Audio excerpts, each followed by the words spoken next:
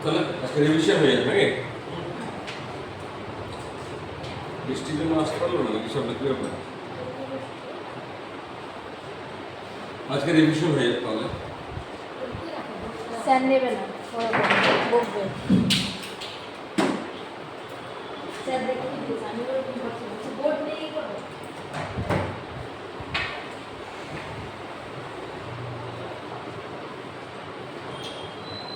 Okay, let's start. তো first of all স্ট্রাকচারগুলো আমরা আবার রিভাইজ করে নিচ্ছি, ঠিক আছে? গ্রুপে না আসলে চলে গেলে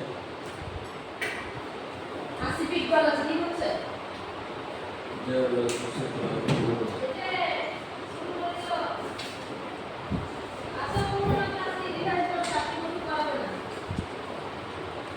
বলো গেট লাগিয়ে দিলে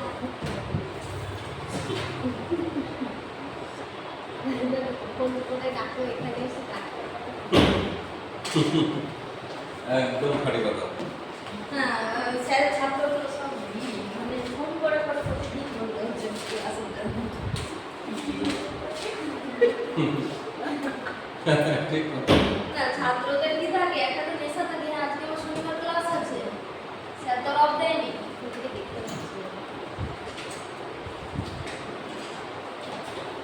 বেশ, তাহলে আমরা শিখলাম স্ট্রাকচার, তাই তো? আমরা আবার স্ট্রাকচারটা রিভাইজ করে নিই। স্ট্রাকচারে মেইনলি বেসিক্যালি যেটা দেখতে হবে সেটা হচ্ছে একটা হাই, একটা লো, একটা হাই, একটা লো, একটা হাই। এইটা হচ্ছে স্ট্রাকচার। যখন আপ ট্রেন্ড হবে তখন এই স্ট্রাকচার মেনটেন হবে, যখন ডাউন ট্রেন্ড হবে তখন স্ট্রাকচার এভাবে আসবে। हेलो हाँ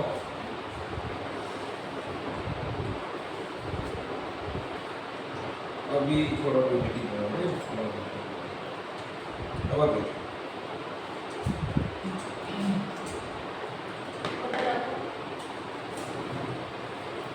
so this is up trend and this is down trend. So structure basically followed by high, then higher high, then higher high. ठीक है ना? तो lows obviously followed by lows, then क्या बेटा? Good. High lows এইভাবে formation যাবে। এটা in case of up trend. খুব স্পিডিলি যাব রিভিশন যেহেতু ডিটেইলসে যাব না, ঠিক আছে না?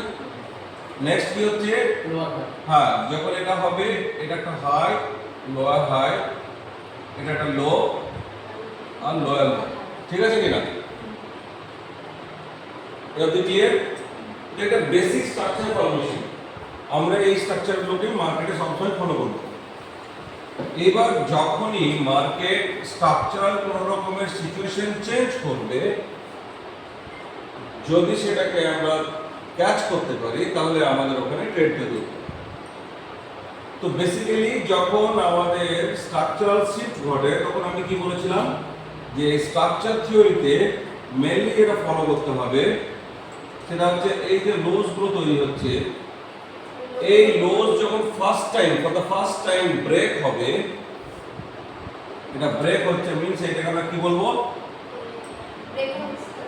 নো, চেঞ্জ অফ ক্যারেক্টার, ঠিক আছে? এটা হবে আমাদের change of character. Change of character করার পরে মার্কেট আবার উপরে যেতে পারে, যাওয়ার পরে আবার যদি ব্রেক করে এবার কি হবে? এবার ব্রেক অফ স্ট্রাকচার, ঠিক আছে কিনা? তো এইটা হচ্ছে রিভার্সালের একটা প্যাটার্ন, এইটাকে আমরা রিভার্সালের একটা প্যাটার্ন। সিমিলারলি যদি আমরা এই স্ট্রাকচারটা দেখি তাহলে এখানে কি দেখা যাচ্ছে? কে বলতে পারবে? স্প্রিং ফেলিওর না না বেশ, এইটা হেড এন্ড শোল্ডার, এইটা swing failure, neckline broken, break of structure happen, কত কিছু আমরা অ্যানালিসিস পেয়ে গেছি, বোঝা গেল? তো এবার কি হবে? আমরা অলরেডি শিখেছি, আমাদেরকে এবার সব সাম আপ করতে হবে। তাহলে আর এই বিষয়গুলো নিয়ে গাফিলতি থাকলে হবে না। সুইং ফেলিওর বললো, ভেরি গুড। সুইং ফেলিওর, এটা হেড এন্ড শোল্ডার, এটা হেড এন্ড শোল্ডার প্যাটার্ন। এখানে কি আছে? Neckline broken, structure broken, change of character, breakup structure, a perfect setup for sale. Clear? Sir এরকম যদি মার্কেট হয় তো নেক্সট কি হবে? Next কি হবে? নেক্সট কি হবে, আমরা এটা ভুলে যাব, আমাদের এখন লো এটা, হাই এটা। তো আমি কি বলেছিলাম, যে ওয়েভটা ব্রেকআপ স্ট্রাকচার করে এলো, এই ওয়েভটা তিনখানা জিনিস করতে পারে। এক, যদি ট্রেন্ড হাইলি পজিটিভ হয়, মিন্স এক্ষেত্রে নেগেটিভ, তাহলে কি হবে, অ্যাটলিস্ট ও টেস্ট যাবে। কি টেস্ট করতে পারে, যে স্ট্রাকচারটা ও ব্রেক করে এলো সেই স্ট্রাকচারটাকে টেস্ট করতে পারে। ক্লিয়ার? স্ট্রাকচার টেস্ট করতে পারে। আদারওয়াইজ আমাদের এখান থেকে এখানে 50% এখানে দাঁড়াচ্ছে, এটা হচ্ছে আমাদের ওটি লেভেল, মেবি 50% করে আসতে পারে, বা মেবি ওটি লেভেল করে আবার করবে। ক্লিয়ার? তো এগুলো পসিবিলিটিস। কোনখান থেকে মার্কেট আবার পড়বে আমি জানি না, কিন্তু যখন পড়বে মার্কেট সিগন্যাল দেবে। কি সিগন্যাল দেবে? যদি এটা স্ট্রাকচার লেভেল হয়, অলরেডি ম্যাপিং থাকবে, ম্যাপিং স্ট্রাকচার লেভেলে কি হবে, আইদার ক্যান্ডেল এরকম ভাবে ক্লোজ দেবে, নেক্সট ক্যান্ডেল এরকম ভাবে সলিড ভাবে ব্রেক করবে। ক্লিয়ার? এবং যে ক্যান্ডেলটা এইটা দেবে তার হাই কিন্তু ভাঙবে না। ঠিক আছে? তো এই ক্যান্ডেল এই লো ভেঙে দাঁড়িয়ে যাবে, দ্যাট মিন্স এটা আমাদের সিগন্যাল যে ও এই স্ট্রাকচার লেভেলকে রেসপেক্ট করছে। যদি এখানে না দাঁড়ায়, এটা ফেল হয়ে যায়, তাহলে আমাদের নেক্সট এই লেভেলটা দেখতে হবে। ঠিক আছে কিনা? এই লেভেলের সেম কোন একটা প্যাটার্ন দেবে, মেবি এখানে ডজি হতে হবে, তার কোনো মানে নাই, বাট বলার বিষয় এটা যে ক্লোজিং কিন্তু নিচে হবে। ক্লোজিং কোথায় হবে? নিচে হবে। আর নেক্সট ক্যান্ডেল অবভিয়াসলি একে ভেঙে নিচে ক্লোজ দিতে হবে। ঠিক আছে? যদি এই ধরনের প্যাটার্ন পাই, তাহলে আমরা এখান থেকে সেলে বসে যাব। ক্যান্ডেল বুঝতে পারবো যে হ্যাঁ, পুলিশ ক্যান্ডেল ক্যান্ডেল আমাদেরকে বলবে ওখানে প্রথমত আমাদের ম্যাপিং হতে হবে স্ট্রাকচার। মেন যে বিষয় সেটা হচ্ছে স্ট্রাকচার ম্যাপিং। স্ট্রাকচারে গিয়ে আমাকে এবার চোখ লাগাতে হবে কিসের উপর? ক্যান্ডেলের উপর। ফার্স্ট অফ অল ক্যান্ডেলের বিহেভিয়ার কি, সেকেন্ড অফ অল এখানে ক্যান্ডেল কি বানাচ্ছে। আমরা যখন ক্যান্ডেল পড়েছিলাম তখন মনে আছে কোন কোন ক্যান্ডেলগুলো রিভার্সালের জন্য দায়ী করেছিলাম তো নাকি? কোন কোন ক্যান্ডেলগুলো রিভার্সাল করাতে পারে, কোন কোন প্যাটার্নের উপর আমরা ট্রেড নেব, যখন ক্যান্ডেলের ক্লাস করেছিলাম তখন এগুলো আমরা ডিসকাস করেছিলাম। তো আমাকে ওই সমস্ত স্ট্রাকচারাল পয়েন্টে গিয়ে এবার ক্যান্ডেলের উপর ডিপেন্ডেবল হতে হবে যে ক্যান্ডেল আর উপরে যেতে পারছে কি পারছে না, ক্যান্ডেল কি বারবার লোয়ার লো ফরমেশনে যাচ্ছে না হায়ার ফরমেশনে যাচ্ছে, এটা দেখতে হবে। যদি লো ফরমেশন করে দ্যাট মিন্স ওর স্ট্রেংথ খতম, ও রিভার্স করবে। তো বেসিক্যালি স্ট্রাকচার চেঞ্জ টেস্ট এখান থেকেও করতে পারে বলেছিলাম। আদারওয়াইজ কি করে মার্কেট ম্যাক্সিমাম এই সিচুয়েশনটাকেও ফেল করে। ফেল করে কি বলেছিলাম এর আগে আমরা ডিসকাশনের সময়, যে এখানে যে লোজটা বানালো মেবি এই লোজ জাস্ট স্লাইটলি ব্রেকডাউন করলো, করার পরে মার্কেট এখানকার লিকুইডিটি উড়ালো। যদি ওড়াই তাহলে এটাকে কি বলেছিলাম? বাই স্টপ লিকুইডিটি, অর্থাৎ BSL, এটাকে বলছে বাই স্টপ লিকুইডিটি। মনে পড়ছে? বাই স্টপ লিকুইডিটি কেন বলেছিলাম? কেননা ম্যাক্সিমাম মার্কেট যেহেতু ট্রেন্ড আমাদের কোথায় আছে আপওয়ার্ড, দেন মেজর যে সমস্ত আমাদের ট্রেডার থাকবে তাদের অলরেডি ফিউচার প্রেডিক্ট কি হবে যে আরো উপরে যাবে, তো তারা উপরে স্ট্রাকচারের উপর কি করবে? বাই স্টপ দেবে। তো অবভিয়াসলি বাই স্টপ যদি থাকে তো এখানে তাদের বাই স্টপ হবে, then character change, breakup structure done. Clear? Character change, breakup structure done. Next যখন মার্কেট মুভ করবে আমরা এখান থেকে বাইটা সেলটা নেব। ক্লিয়ার? এটা হচ্ছে স্ট্রাকচারের উপর বেস করে আমাদের ট্রেডিং করা। এইবার জাস্ট কি করতে হবে আমাদেরকে, যেহেতু আমরা স্ট্রাকচার ওরিয়েন্টেড কাজ করব, তাতে আমাদের সুবিধা কি হবে, আমাদেরকে ট্র্যাপ করাটা মুশকিল হবে। স্ট্রাকচার যদি আমরা ভালোভাবে জেনে নিই তাহলে আমরা ট্র্যাপিং কম হব। আরো কি বলেছিলাম, যে যখন মার্কেট কোনো একটা পার্টিকুলার পয়েন্ট থেকে ওঠে, কোন একটা পার্টিকুলার পয়েন্ট থেকে ওঠে বা কোন একটা পার্টিকুলার পয়েন্ট থেকে পড়ে, সাপোজ এখান থেকে মার্কেট পড়ে গেল, তাহলে এই যে পয়েন্ট থেকে মার্কেট এতটা দূর নিচে এলো, এই এরিয়াটাকে আমরা কি বলছি?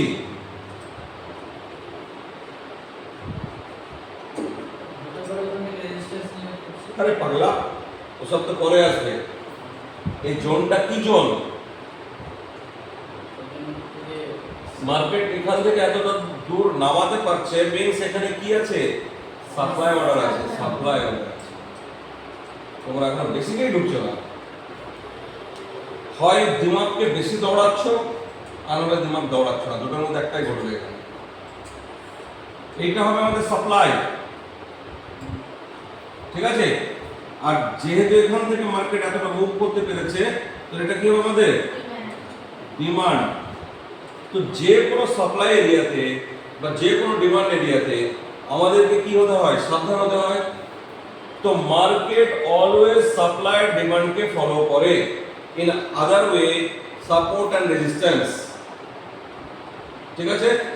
তো support and resistance, supply demand যেখানে পাবো আমাদেরকে হতে হবে সাবধান। ক্লিয়ার? কেন ওই জায়গাটায় কি হবে, আমি যদি আরো বেটার ইলাস্ট্রেট করি, যে মার্কেট এখান থেকে লম্বা ফল হয়েছিল, কারেক্ট। এবার দেখা যাচ্ছে মার্কেট যাচ্ছে যাচ্ছে নানান কায়দা করতে করতে যাচ্ছে, ঠিক আছে। এই জায়গার আশেপাশে যখন আসবে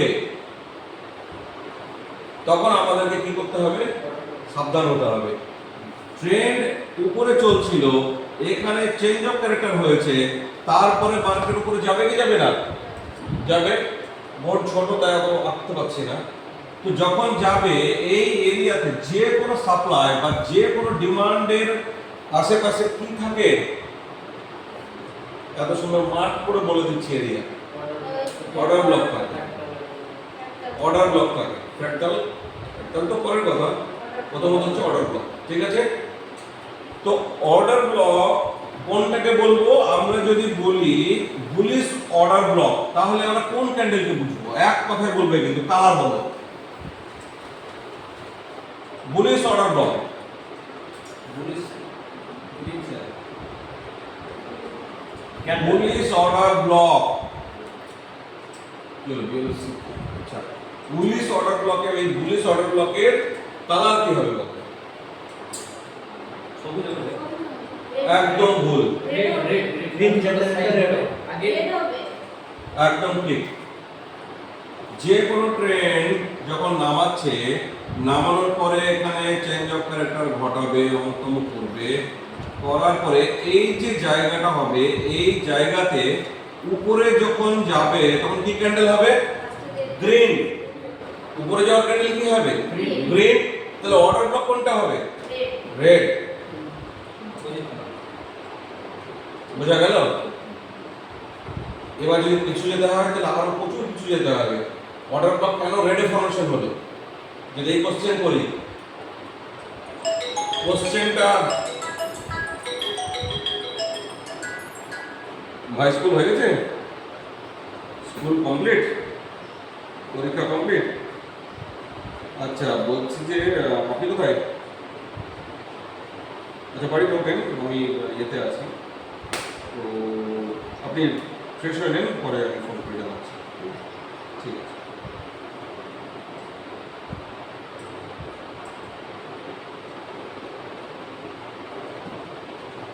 তো বেসিক্যালি কালার রেড কেন হবে যদি বলি, ব্যাখ্যা করো। এই জায়গাটায় বায়ার গ্যাস মানে ডাউন ট্রেন্ড আস্তে আস্তে যখন উপরের দিকে যাবে, মার্কেট তো এবার যাবে বুলিশ করবে, তাই কি না? তো রেড ক্যান্ডেলকে আমরা বুলিশ অর্ডার ব্লক কেন বলছি?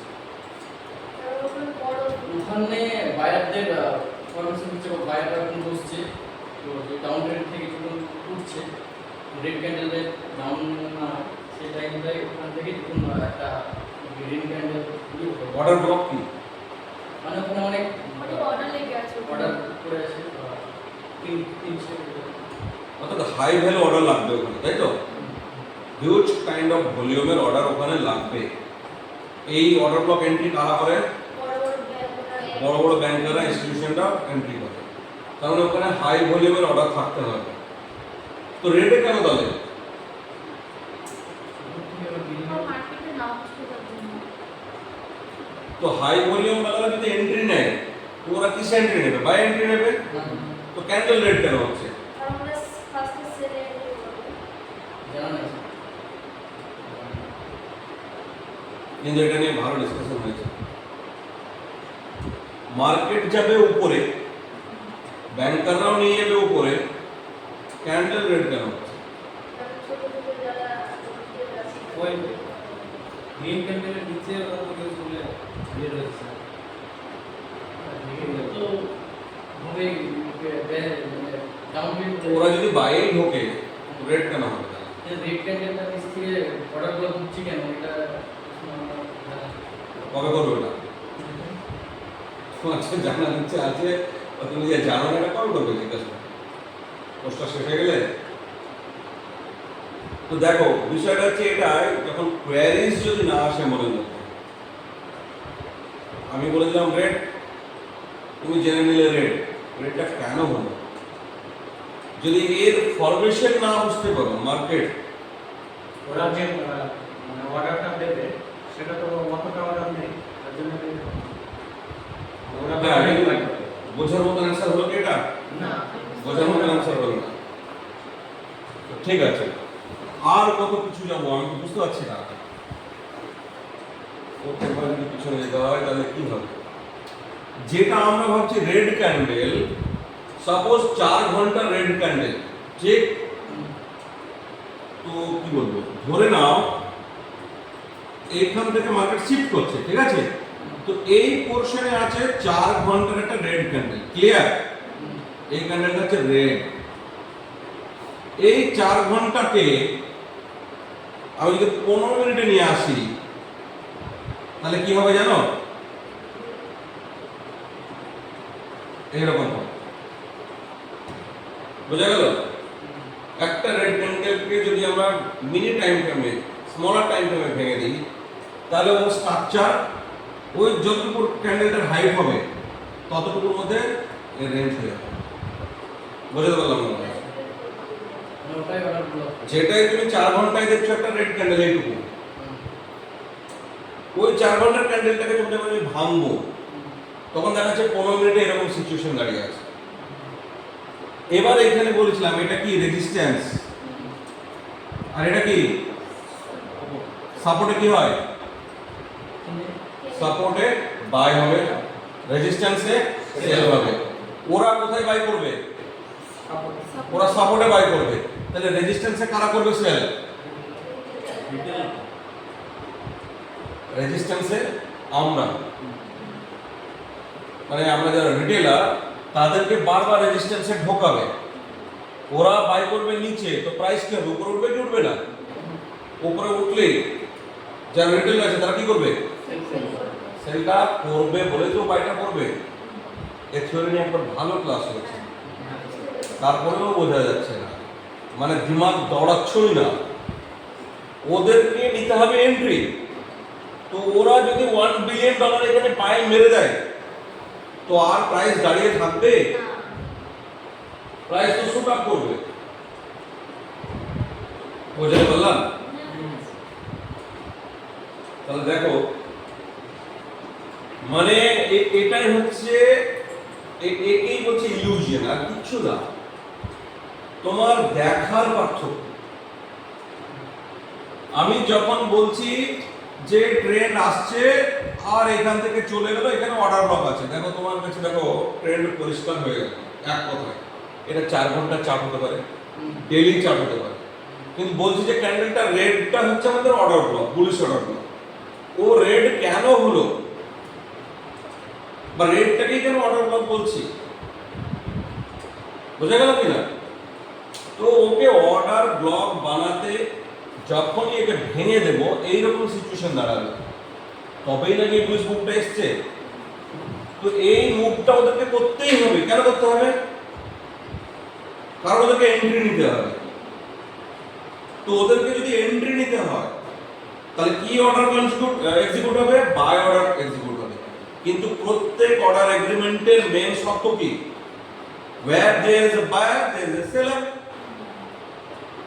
বেসিক কন্ট্রাক্ট এগ্রিমেন্ট জানা আছে তো নাকি? আমি একটা বাই কন্ট্রাক্ট করব, তো একা একা হয় নাকি? 100% সেলার লাগবে, তবে তো আমার সাথে কন্ট্রাক্ট হবে। তো ওদেরকে যদি বাই এন্ট্রি করতে হয় তো সেলার লাগবে। তো সেলারদেরকে ঢোকাতে গেলে কি করতে হবে? বারবার ওদেরকে মক্কা দিতে হবে, ঠিক? ওদেরকে যত মৌকা দেব তত ওরা এন্ট্রি করবে মার্কেটে। বাট আমি কোথায় যাবো আমি জানি না, আমি যাবো উপরে, আমাকে বাই করতে হবে। তো ওর এই বিলিয়ন বিলিয়ন ডলারকে মিলিয়ন মিলিয়ন, এখানে 1 মিলিয়ন, এখানে 1 মিলিয়ন, এখানে 1 মিলিয়ন, এই মিলিয়ন মিলিয়ন করে ঢোকাচ্ছে এখানে পার পয়েন্ট। ক্লিয়ার? আমি বলছি মানে এটাই চাপ নয় বা এটাই হবে তা বলছি না, জাস্ট এভাবে ঘটে জিনিস, ঠিক আছে? তো ওদের ওই বিলিয়ন ডলারকে মিলিয়ন মিলিয়ন ডলার পার্টে পার্টে ঢোকাতে হবে। যে 1 মিলিয়ন ডলার ঢোকালো, মার্কেট এখান থেকে উঠে গেল, ওরা কিন্তু অর্ডার বন্ধ করবে। কেন? এই রেঞ্জ আবার ভাঙতে দেবে না, ভাঙলে তো আরো আয় ঢুকে যাবে, তো ওদের সমস্যা তো ঢুকতে তো এদেরকে হবে আর ওদের করে সেল করাতে হবে। তো ওখান থেকে আবার মার্কেট নামবে, ওরা গিয়ে যে অর্ডার স্টপ করে দেবে, মার্কেট কি হবে? থেমে যাবে, তো মার্কেট পজ মারবে। যখন পজ মারবে তখন রিটেলাররা ঝাঁপাবে, যেই তো মার্কেটে যেতে পারছে। কিন্তু কেন যেতে পারছে না? কে তুলছিল মার্কেটকে? বায়াররা। বায়ার এখানে কারা? বায়ার এখানে মেকাররা, ব্যাংকাররা, ইনস্টিটিউশনরা। তো ওরা অর্ডার বন্ধ করে দিয়েছে, যে রেজিস্ট্যান্সের আশেপাশে গেছে ওরা অর্ডার বন্ধ। তাহলে ওরা যদি অর্ডার বন্ধ করে তাহলে আর কারো ক্ষমতা আছে মার্কেটকে উপরে নিয়ে যাবো? কারণ আমি আগে কি বলেছিলাম, ওরা একটা ব্যাংকার মারবে তো তোমার আমার মতো কয়েক লাখ লোক লাগবে ওর প্রাইসের সমান আসতে গেলে। কেন? তোমার অ্যাকাউন্টে $1000, $500, $200 এই তো অকাল আমাদের, আর ওদের বিলিয়ন মিলিয়ন বিলিয়ন ট্রিলিয়ন পড়ে আছে, ঠিক আছে কিনা? তো ওদের অর্ডারের সাথে আমাদের অর্ডার তো ম্যাচ হবে না। তো ওদের অর্ডারকে মিলিয়নে মিলিয়নে গেলাবে দিয়ে দেখা যাচ্ছে, সে ফর এক্সাম্পল, এগুলো সবই এক্সাম্পল, দেখা যাচ্ছে 1 বিলিয়নের বাই করবে। তো 1 বিলিয়ন বাই করতে গেলে বিলিয়ন মিলিয়ন তো বাই করাতে হবে। তো ওরা ছোট ছোট করে বাই করবে, মার্কেটকে তুলবে, তুলে একটা পার্টিকুলার টাইমে এগুলো ছেড়ে দেবে। যখন রেজিস্ট্যান্স আসবে ছেড়ে দিয়ে মার্কেটে স্টপ। তো মার্কেট যদি স্টপ হয়ে যায় তাহলে রিটেলাররা কি ভাববে? যে রেজিস্ট্যান্স ক্রস করার ক্ষমতা নেই, তাহলে সেল। ওরা আবার সেল এন্ট্রি করছে। ওরা যত সেল এন্ট্রি করছে, এখানে একটা রিটেলার সেল মারলো, এরা বাই করে নিল। ওদের সেল অর্ডারকে এদেরকে বাই করতে হবে, বোঝা গেল? ওরা সেল করবে, এরা বাই করবে, ওরা সেল করবে, আর দেখবে সেলটা আসবে, খুব দ্রুততার সাথে সেল আসবে। মানে কি? এখানে ইনস্ট্যান্ট বাই করছে ওরা, দে দে দে, আমার দরকার, আমার অর্ডার খাওয়াতে হবে, দে। বোঝা যাচ্ছে কি না? তো যটা রিটেলার ওখানে সেল করছে তটা বাই করে নিচ্ছে, আর এদের মজা, ভালোই তো পয়সা পাচ্ছি। ভালো করে বোঝো, এগুলো ট্র্যাপিং। এই ট্র্যাপিংগুলো ওরা করবে। যখনই রেজিস্ট্যান্সে তুমি সেল মারছো তখন দেখো সেটা দ্রুততার সাথে আসলে তোমাকে প্রফিট দেবে। তো এগুলো মজাই তো হচ্ছে। তো মিনস ওই সমস্ত অর্ডারগুলোকে বায়াররা গিলে দিচ্ছে। তো রেডি বায়ার ধর গিলছে ওরা, ওদের লিমিট লেগে আছে, রোবট এখান থেকে এখানে পুরো সাজিয়ে রেখে দিয়েছে লিমিট, যে পার প্রাইস পয়েন্টে লিমিট লাগানো আছে। 1 মিলিয়নকেও সাপোজ ভেঙে দিয়েছে, এত এত এত এত কিন, $10,000 করে পার অর্ডার কিন। বোঝা যাচ্ছে কি বলতে চাইছি? এই সাইকোলজিটা বোঝানো হচ্ছে ইম্পর্টেন্ট, ঠিক আছে? এই প্রত্যেকবার সেল সেল সেল আর এরা বাই বাই বাই। তো এই করতে করতে যখন ওরা রেডে ক্লোজ মারছে, ক্যান্ডেল ক্লোজ হচ্ছে কোথায়? এইটা ধরো 4 ঘন্টার শেষ, 4 ঘন্টার শেষ, এটা 3 ঘন্টা 59 মিনিট, ঠিক আছে? 3 ঘন্টা 59 মিনিটে ক্যান্ডেলটা নিচে, তখন পর্যন্ত ওরা বাই করে দিয়েছে। ক্যান্ডেল কি হলো? ক্লোজ। এবার এদের পয়সা ধরো লাস্ট অর্ডার মারবে, এদেরকে উপরে নিয়ে যেতে হবে। তো নেক্সট ওপেনিং কি হবে? এখানেই হবে ওপেনিং, যে ওপেনিং হাই ভলিউম অর্ডার পড়ে গেছে, আর ওরা দেখবে না। কেন? ওদের অর্ডার মিলে গেছে, অ্যাবজর্ব হয়ে গেছে, অ্যাকুমুলেট হয়ে গেছে, যে ভাষা ইউজ করো না কেন, ওদের পয়সা অ্যাবজর্ব হয়ে গেছে। অ্যাবজর্ব মিনস বুঝো? অর্ডারকে খাইয়ে দেওয়া। অর্ডারকে ওরা খাইয়ে দিয়েছে। টোটাল 1 বিলিয়ন ইনভেস্ট হতে হতো, 1 বিলিয়ন ওরা অলরেডি মার্কেটে এইটুকু জায়গার মধ্যে খাইয়ে ফেলেছে। ক্লিয়ার? এবার যেটুকু ওদের বাঁচা ছিল সেটা এক চান্সে এখানে একদম ওপেনিংয়ে মেরে দিয়েছে। তো ওপেনিং এখানে ক্লোজ হলো ক্যান্ডেল 4 ঘন্টা, তার ওপেন এখানেই হয়েছে, ওপেনের সাথেই মেরে দিয়েছে অর্ডার, আর ওরা দেখবে না, থামাবে না লাগানো। এবার ফাইনাল যত যা ছিল সব মেরে দিয়েছে, মার্কেট ব্রেকআউট করে বেরিয়ে গেছে। ক্লিয়ার? ক্লিয়ার? এইবার বক্তব্য হচ্ছে, যখন অর্ডার ব্লক তৈরি হয় মার্কেট এখান থেকে অনেক দূর যেতেই পারে। ক্লিয়ার? কিন্তু আমরা কি বলেছি? স্ট্রাকচারের যখন আমরা স্ট্র্যাটেজি করছি, জানছি, তখন আমরা কি বলেছি? যেকে আরটিও হতে হবে, ওটি করতে হবে। Return to order block, RTO means return to order block, আর ওটি মিন্স অপটিমাম এন্ট্রি আমাদেরকে নিতে হবে, অপটিমাম ট্রেড এন্ট্রি, অর্থাৎ মিনিমাম লসে আমাদেরকে এন্ট্রি করতে হবে। তো যাদের টাকা এখানে আরবো খারবো লাগানো আছে তারা তোমার আমার মতো নয়। মার্কেট ধরে এরকম স্ট্রাকচার ফাকচার মার্কেটটা যাওয়ার পরে মার্কেট আবার রিভার্স নিচ্ছে, নিতে নিতে নিতে এই জায়গায় আসছে। ক্লিয়ার? আমরা কি বলেছি অর্ডার ব্লক এন্ট্রি নেবো কেন? লজিক কি? কারণ এইখানে বসে আছে ওই বিলিয়ন ডলার বালা, ওদের টার্গেট তোমার আমার মতো $10 নয়, ওদের টার্গেট আরো হাই আছে। ক্লিয়ার? তো এক চান্স তো মার্কেট যাবে না, এক চান্স তো ওদের পয়সা দিয়ে চলে আসবে না। তো মার্কেট আবার আসছে, কারণ এতটা পথ যেতে গেলে আরো অর্ডার লাগবে, সেগুলো তার ওরা ভরবে না, এবং মার্কেট আমাদেরকে দিয়ে ভরাবে। ক্লিয়ার? তো এইবার মার্কেট আসছে, এই জায়গাটা কেন আমরা এই স্ট্র্যাটেজিতে চুজ করছি? বিকজ যাদের আরবো খারবো টাকা লেগে আছে তারা চাইবে যে তাদেরকে লস করে মার্কেট নিচে যাক, চাইবে? চাইবে না? অ্যানাদার এন্ট্রি ওদের এখানে হবে আবার, আমরা যেমন এন্ট্রি নেব ওরাও এন্ট্রি নেবে, অ্যানাদার এন্ট্রি। যদি আমাদের এন্ট্রি প্রয়োজন, ওদের এন্ট্রি প্রয়োজন না পড়ে ওরা নাও নিতে পারে, কিন্তু যদি দেখা যাচ্ছে যে সেল প্রেসার এতটাই এসছে যে লেভেল ঢুকে যাচ্ছে, তখন ওরা এন্ট্রি নেবে। তো ওদের এন্ট্রি আবার অ্যানাদার এন্ট্রি হবে, রি এন্ট্রি হবে, তখন উইথ ফুল ফোর্স মার্কেট বেরিয়ে যাবে একদম ওদের টার্গেট। এদের সাথে যদি আমরা বসে থাকতে পারি তাহলে আমরা মুনাফা, না হলে এইখান থেকে এইটুকু যেই যাবো পয়সা হয়ে গেছে, পয়সা হয়ে গেছে, বেরিয়ে যাবে, বাস আমাদের তো হয়ে গেছে। আমাদের কতটুকু চাই? $2-4 পেলে তো আমরা খুশ। আর এই মুভটা দেখা যাচ্ছে $20 বা $50 মুভ, আমরা $2-4 পেয়ে গেছি, 10,000-20,000 ইনকাম হয়ে গেছে, মানে বিরাট ব্যাপার। কিন্তু ওরা তো তার জন্য মার্কেটে তো টাকা ঢালেনি, ওরা ফুল পয়েন্টটুকু নেবে, ধৈর্যের সাথে নেবে, ধৈর্যের সাথে নেবে এবং বিনা চিন্তায় নেবে, কেন ওদের এসএল খুব লিমিটেড, আমাদেরকে ওদের মতো এসএল করাতে হবে। তাহলে অর্ডার ব্লক ক্যান্ডেলের নিচে আমরা এসএল করাবো, আদারওয়াইজ যদি সুইং লো পাই আমরা সুইং লোতে করি। ক্লিয়ার? তো এইটা হচ্ছে এই রেড ক্যান্ডেলের রহস্য। ক্লিয়ার? এবার এইটা হচ্ছে আমাদের বুলিশ অর্ডার ব্লক। হ্যাঁ, বলছি এই অর্ডার ব্লকটা একটা টাইম ফ্রেমিং হতে হবে। তো বললাম আমি 5 মিনিটের ক্যান্ডেলে ওখানে যে রেড বললাম, এটা কি গ্রিন ক্যান্ডেল অর্ডার ব্লক করতে হবে না? নিচের দিক থেকে কোন পরিমাণ ব্যারিস মানে ডাউন ট্রেন্ড থেকে গ্রিন শুরু হবে, কারণ অর্ডার ব্লক করবে, সেটা আমি বললাম রেড ক্যান্ডেল, ওটা কি গ্রিন ক্যান্ডেল হতে পারে? গ্রিন ক্যান্ডেলে হতে পারে, গ্রিন ক্যান্ডেলে হবে না তা নয়, হতে পারে। তুমি চিনবে কি করে যে ওটা অর্ডার ব্লক? কারণ আমাদের তো পরপর প্রচুর গ্রিন ক্যান্ডেল আছে, চেনার উপায় কি? এর পিছনে সাইকোলজি কি বলবে?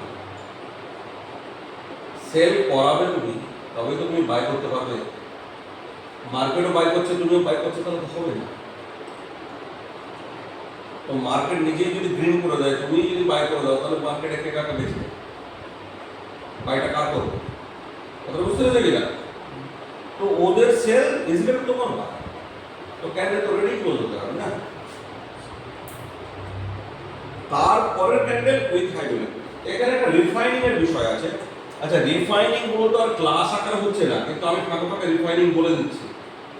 যদি এটা না বুঝতে পারো রিফাইনিং গুলো, তাহলে কিন্তু মারাত্মক সিচুয়েশন হয়ে যাবে। রিফাইনিং কি হবে? যখন এখানে রেড একটা ক্যান্ডেল বানালো, ঠিক আছে, এটা রেড ক্যান্ডেল সাপোজ, ক্লিয়ার? তো রেড ক্যান্ডেলটা মানেই ধরো এরকম একটা অ্যাকুমুলেট হয়েছে ছোট টাইম ফ্রেমে। দেখবে এই রেড ক্যান্ডেলটার পরে যে ক্যান্ডেলটা গ্রিন বুলিশ হবে, ও দেখবে একটু স্ট্রংলি হবে, স্প্রেড বেড়ে যাবে। বোঝা গেল? এইটা রিফাইনিং কি করছে? এটা ভ্যালিডেট করছে যে হ্যাঁ এটা অর্ডার ব্লক ছিল, ঠিক আছে, এটা অর্ডার ব্লক ছিল।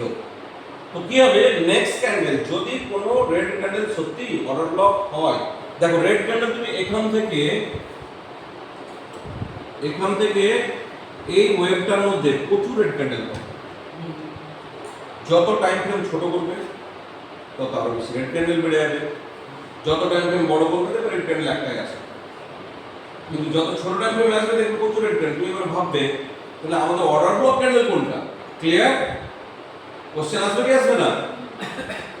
যত ছোট টাইম ফ্রেম করবে তত রেড ক্যান্ডেলের সংখ্যা বাড়বে, যত টাইম ফ্রেম বাড়াবে তত রেড ক্যান্ডেলের সংখ্যা কমে যাবে, থাকবেই না, একটাই থাকবে, সেটাই হবে অর্ডার। তো যে কারণে এর আগে ক্লাসে আমরা একবার বলেছিলাম higher time frame to lower time frame discussion বলেছিলাম কি না? এসটিএফ টু এলটিএফ খুব এমার্জেন্সি জরুরি। লোয়ার টাইম ফ্রেমে আমরা অর্ডার ব্লক খুঁজবো না, বলেছিলাম কথাগুলো। আমরা হায়ার টাইম ফ্রেমে অর্ডার ব্লক খুঁজবো, ঠিক আছে? মেবি 1 ঘন্টায়, মেবি 4 ঘন্টায়, 1 ঘন্টায় 4 ঘন্টার অর্ডার ব্লক খুঁজবো, নিচে এসে রিফাইন করে আমরা ট্রেডের জন্য প্রস্তুত হবো, ঠিক আছে? তো এই অর্ডার ব্লকটাকে ভ্যালিডেট করাতে হবে, অর্থাৎ এটা যে প্রকৃত রেড ক্যান্ডেলটাই যে অর্ডার ব্লক, এটা আমি বুঝবো কিভাবে? বোঝার লক্ষণ হচ্ছে ওই রেড ক্যান্ডেলটার পরে যে গ্রিন ক্যান্ডেল ফর্মেশন হবে সে খুব স্ট্রং উইথ ভালো স্প্রেডে ফর্মেশন হবে। ক্লিয়ার? একটা। দ্বিতীয় কথা, এই জায়গাটা যদি ভাঙে তাহলে এটাকে আমরা কি বলবো? চেঞ্জ অফ ক্যারেক্টার বলবো কি না? তো চেঞ্জ অফ ক্যারেক্টার যখন হবে, যে ক্যান্ডেলটা এই চেঞ্জ অফ ক্যারেক্টার ঘটাবে সে কিন্তু হাই ভলিউম ক্যান্ডেল হবে এবং স্ট্রং স্প্রেড वाला ক্যান্ডেল হবে। তবেই তো নাও ভাঙতে পারছে। ক্যারেক্টারকে চেঞ্জ করার ক্ষমতা থাকতে হবে। তো ক্ষমতার বহিঃপ্রকাশ কি দিয়ে বুঝবো? না এটা আমি বলছি না, বলো কোশ্চেনটা আমার, বলো। ক্ষমতার বহিঃপ্রকাশ চার্টে কি দিয়ে বুঝবো?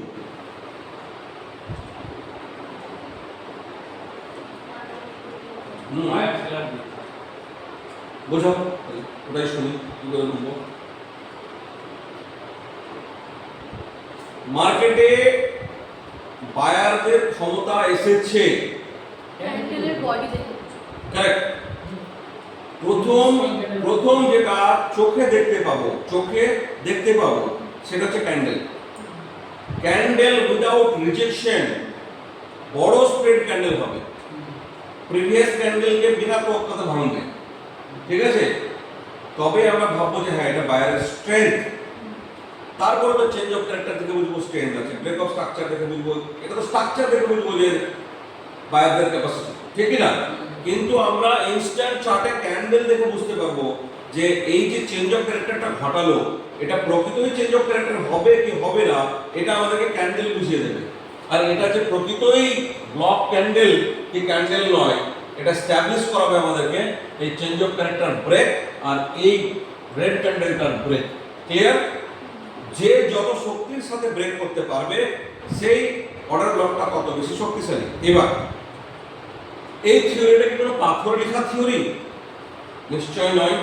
এরও ব্রেক ইভেন আছে, এরও ব্রেক ডাউন আছে। এখন ঘটনা হচ্ছে আমরা যত বড় টাইম ফ্রেমে একে ফলো করতে পারবো তত বেশি এর অ্যাকিউরেসি বাড়বে।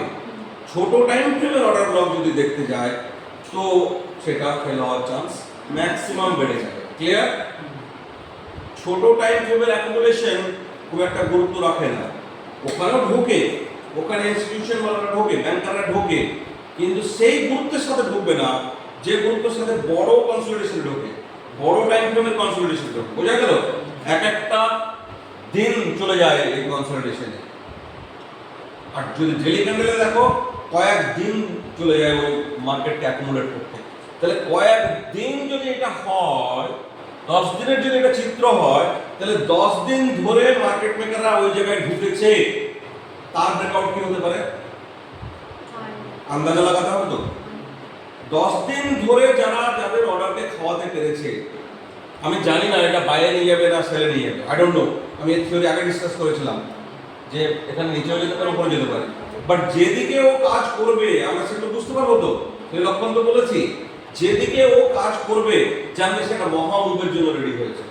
কারণ এই ধরনের প্যাটার্ন যদি 10 দিন ধরে চলে তাহলে যেন তেন মার্কেটের পয়সা নেওয়ার জন্য আসেনি। কারেক্ট? এবার চলে আসি, যদি দেখা যাচ্ছে এটা 4 ঘন্টার ক্যান্ডেলে 2 দিন ধরে চলেছে মেবি একটা এরিয়াতে, তাহলেও ক্ষমতা তার যথেষ্ট। যদি 1 ঘন্টা ধরে 5 ঘন্টা, 1 ঘন্টার ক্যান্ডেলে 5 ঘন্টা ধরে চলেছে এক জায়গায়, তাহলে তারও ক্ষমতা যথেষ্ট। এবার চলে আসি 5 মিনিটের ক্যান্ডেল ওরকম 10খানা হয়েছে, মানে 1 ঘন্টাও হয়নি, তো তার ক্ষমতা কি সেই লেভেলের হবে? তাহলে যে টাইম ফ্রেমে আমি এটাকে ডিটেক্ট করছি আমার মাথায় যেন থাকে যে 5 মিনিটের টাইম ফ্রেমে একদম ওই অবধি নিয়ে যাবো, এটা যেন ভাবলে হবে। অর্থাৎ নেওয়ার ক্যাপাসিটি এটা আগেই আমাকে অ্যাজাম করে নিতে হবে যে আমি কোন টাইম ফ্রেমে এটাকে ডিটেক্ট করলাম। যদি 4 ঘন্টার টাইম ফ্রেমে এটাকে ডিটেক্ট করি তাহলে লং ছড়া নামবই না, লংই নেবই, বোঝা গেল? যদি ডেলিতে একে দেখতে পেয়ে যাই আমি তাহলে তো একদম 2 দিন 3 দিন ধরে ট্রেড রেখে দেওয়া যাবে। কিন্তু যদি 5 মিনিটে দেখেছি আর আমি একদম আনন্দে লাফাচ্ছি ওই টপ পর্যন্ত নেবো এবার, তো যাবে না, যাবে না, ওই একটুখানি যাবে আবার আপনাকে ধসিয়ে দিতে হবে। তো এই মার্কেটে কোন স্ট্র্যাটেজিক্যাল ট্রেন্ডটা নেওয়ার পরে কতটুকু মার্কেটে থাকবো যদি এটা না বুঝতে পারি তাহলে মার্কেট আমাকে কিছু প্রফিট দেখাবে, খুব আনন্দ হবে, জাস্ট পরের ঘন্টাতে আমাকে শেষ করে দিয়ে বাড়ি চলে যাবে। ক্লিয়ার? এটা মার্কেটের ধর্ম। আমাকে এটাও জানতে হবে যে আমার প্যাটার্ন কোন টাইম ফ্রেমে, অতএব ততটুকুই প্রফিট আমি যোগ্য, তার বেশি নয়। কিন্তু যদি আমরা higher time frame to lower time frame consult করতে পারি এবং যদি সেটা শিখে যাই প্রপার ওয়েতে, তাহলে কিন্তু আমাদেরকে মার্কেট স্টেপ আউট করতে পারবে না। কারণ আমি জানছি যে 4 ঘন্টায় এ $50 মুভ করতে পারে, ঠিক আছে কিনা? তো সর্বপ্রথম রুলস হচ্ছে ট্রেডের যে আমরা স্ট্রাকচারের সাথে যাব। প্রথম কথা, স্ট্রাকচারের সাথে যাব, আরটিও ওটি করার চেষ্টা করব, বাট ট্রেড পাবো না। তো পেলের মধ্যে কি হলো? পয়সা গেল নাকি? কেন বললাম কথাটা? পুলিশ অর্ডার ব্লকটা হয়েছে, মাথায় ঢুকেছে কি? মার্কেটে একটা সময় আছে যখন আমাদেরকে ম্যানিপুলেট করার জন্য রেডি থাকে এবং সেই জায়গাগুলো, জোনগুলো যদি আমরা ডিটেক্ট করে নিতে পারি তাহলে আমরা কিছুটা রক্ষা পেতে পারি। এখন বিষয়টা হচ্ছে, সে ফর এক্সাম্পল মার্কেট এরকম একটা ট্রেন্ডে আছে, এই ট্রেন্ডে আসার পরে ও চেঞ্জ অফ ক্যারেক্টার ঘটিয়ে মার্কেট নামাচ্ছে, এরকম সিচুয়েশন হতে পারে। তো এটা প্রপার এসএমএস হতে হতে যাচ্ছে, ডাইভারজেন্স হতে হতে যাচ্ছে, ক্যারেক্টার চেঞ্জ হচ্ছে, ব্রেকআউট স্ট্রাকচার হচ্ছে, মার্কেট চলে যাচ্ছে। এটা হচ্ছে আমাদের নরমাল চার্ট ফ্লো। ক্লিয়ার? এইবার ঘটনা হচ্ছে যে ফাইনালি যেখানে ব্রেকআউট স্ট্রাকচার করতে সক্ষম হয়েছে, এই যে ওয়েভটা গেল, যে ফাইনালি ব্রেক করেছে, এই ওয়েভটার অর্ডার ব্লককে আমরা কাউন্ট করব নাকি এইটা নাকি এটা? ক্লিয়ার? অর্ডার ব্লক এই ওয়েভেও থাকবে, এই ওয়েভেও থাকবে, কিন্তু আমরা যে ফাইনালি ব্রেক করতে সুবিধা করেছে সেইটা হচ্ছে মার্কেট মেকারদের লাস্ট অর্ডার। ক্লিয়ার? এই যে স্ট্রাকচারটা, এই স্ট্রাকচারটাকে এইখানে যে অর্ডার ব্লকটা ভাঙছে, এই স্ট্রাকচারটাকে, এই অর্ডার ব্লকটা ওরা এন্ট্রি এখানেও করেছে, মেকাররা এন্ট্রি এখানেও করেছে, যে সেল হয়েছে পুরো সেলগুলোকে খেতে খেতে অবধি নিয়ে এসছে, ওরা এন্ট্রি এখানেও করেছে, কিন্তু এইখানে ছিল ওদের ফাইনাল এন্ট্রি। অর্থাৎ এই মুভটা হওয়ার আগে এইটুকুতে ওদের ম্যাক্সিমাম অর্ডার খাইয়ে দেওয়া গেছে। সে ফর যদি 90% অর্ডার ওরা এই সার্কেলের মধ্যে খাইয়ে ফেলেছে। ক্লিয়ার? এই ব্লকটা যেটা দেখতে পাচ্ছ এইখানে ওদের 10% অর্ডার করেছে, বোঝা গেল? তো এবার কি হয়, কেন বললাম 10%? এই যে এইখান থেকে এই যে ওয়েবগুলো বানিয়েছে এখানে 90% টাকা ওরা একদম করিয়ে দিয়েছে, ওদের অর্ডার পড়ে গেছে, কিন্তু ফাইনাল 10% যখন এইখানে ফেলেছে মার্কেট ব্রেক হয়ে চলে গেছে। ক্লিয়ার? এই থিওরিটা ক্লিয়ার তো? এবার যখন এটা ব্রেক হচ্ছে এদের এই 10% টাকা দৌলতে, তো এখানে অর্ডার ব্লক ফরমেশন হচ্ছে। এবার আমরা আরটি করব, যখন আরটিও তে আসছি রিটার্ন টু কি অর্ডার ব্লক, যখন রিটার্ন টু অর্ডার ব্লক করছি আমরা, তো এই যে অর্ডার ব্লকের লেভেল, এই লেভেলটাতে আমরা বাই করব। ঠিক আছে? এবার যারা বেসিক্যালি দেখো 10% কে যদি লস করায়, ওরা 10% যদি ওরা লসে রান করে, ওদের এমন কিছু যায় আসে না, কিন্তু ওদের 90% টাকা কি লস করাবে? নিশ্চয় করাবে না। তো 10% যদি এখানে সেল প্রেসার বেড়েও যায়, অটোমেটিক একটা সেল প্রেসার মার্কেটে, শুধুমাত্র যে ব্যাংকাররা আছে বা ইনস্টিটিউশন আছে তারা সবাই কি ইউনিটাইজ?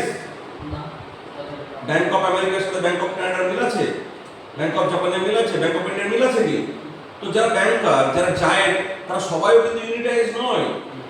ক্লিয়ার? তো কেউ যেমন বায়ে ফাইন্ডিং করেছে, কেউ তো সেলও করবে। করবে কি করবে না? নাকি সব মার্কেট মেকার একদিকেই থাকবে? তাহলে তো আমরা তো ওদের কাছে কিছুই না, সবাই মিলে আমাদের ডিলার হবে। তো যারা এখানে সেল প্রজেক্ট করছে, এখানেও তো কিছু মেকার আসে। তো দেখা যাচ্ছে এই মেকারদের পাল্লা ভারী। ক্লিয়ার? তো এই 10% কে ওরা যদিও বা ছেড়ে দেয়, তো এই 90% লস এরা করতে দেবে না। বোঝা গেল কি বলতে চাইছি? যে কারণে এই অর্ডার ব্লক এর নিচে এসএল বা সুইং লো বা কেউ আলটিমেট সুইং লোতে এসএল দেয়, depends on the capacity of the trader. যে হালকা লস নিতে অভ্যস্ত সেইখানে দেবে, যে আরেকটু লস নিতে অভ্যস্ত সেইখানে দেবে, বাট আলটিমেট এসএল সবার এখানেই থাকবে। ক্লিয়ার?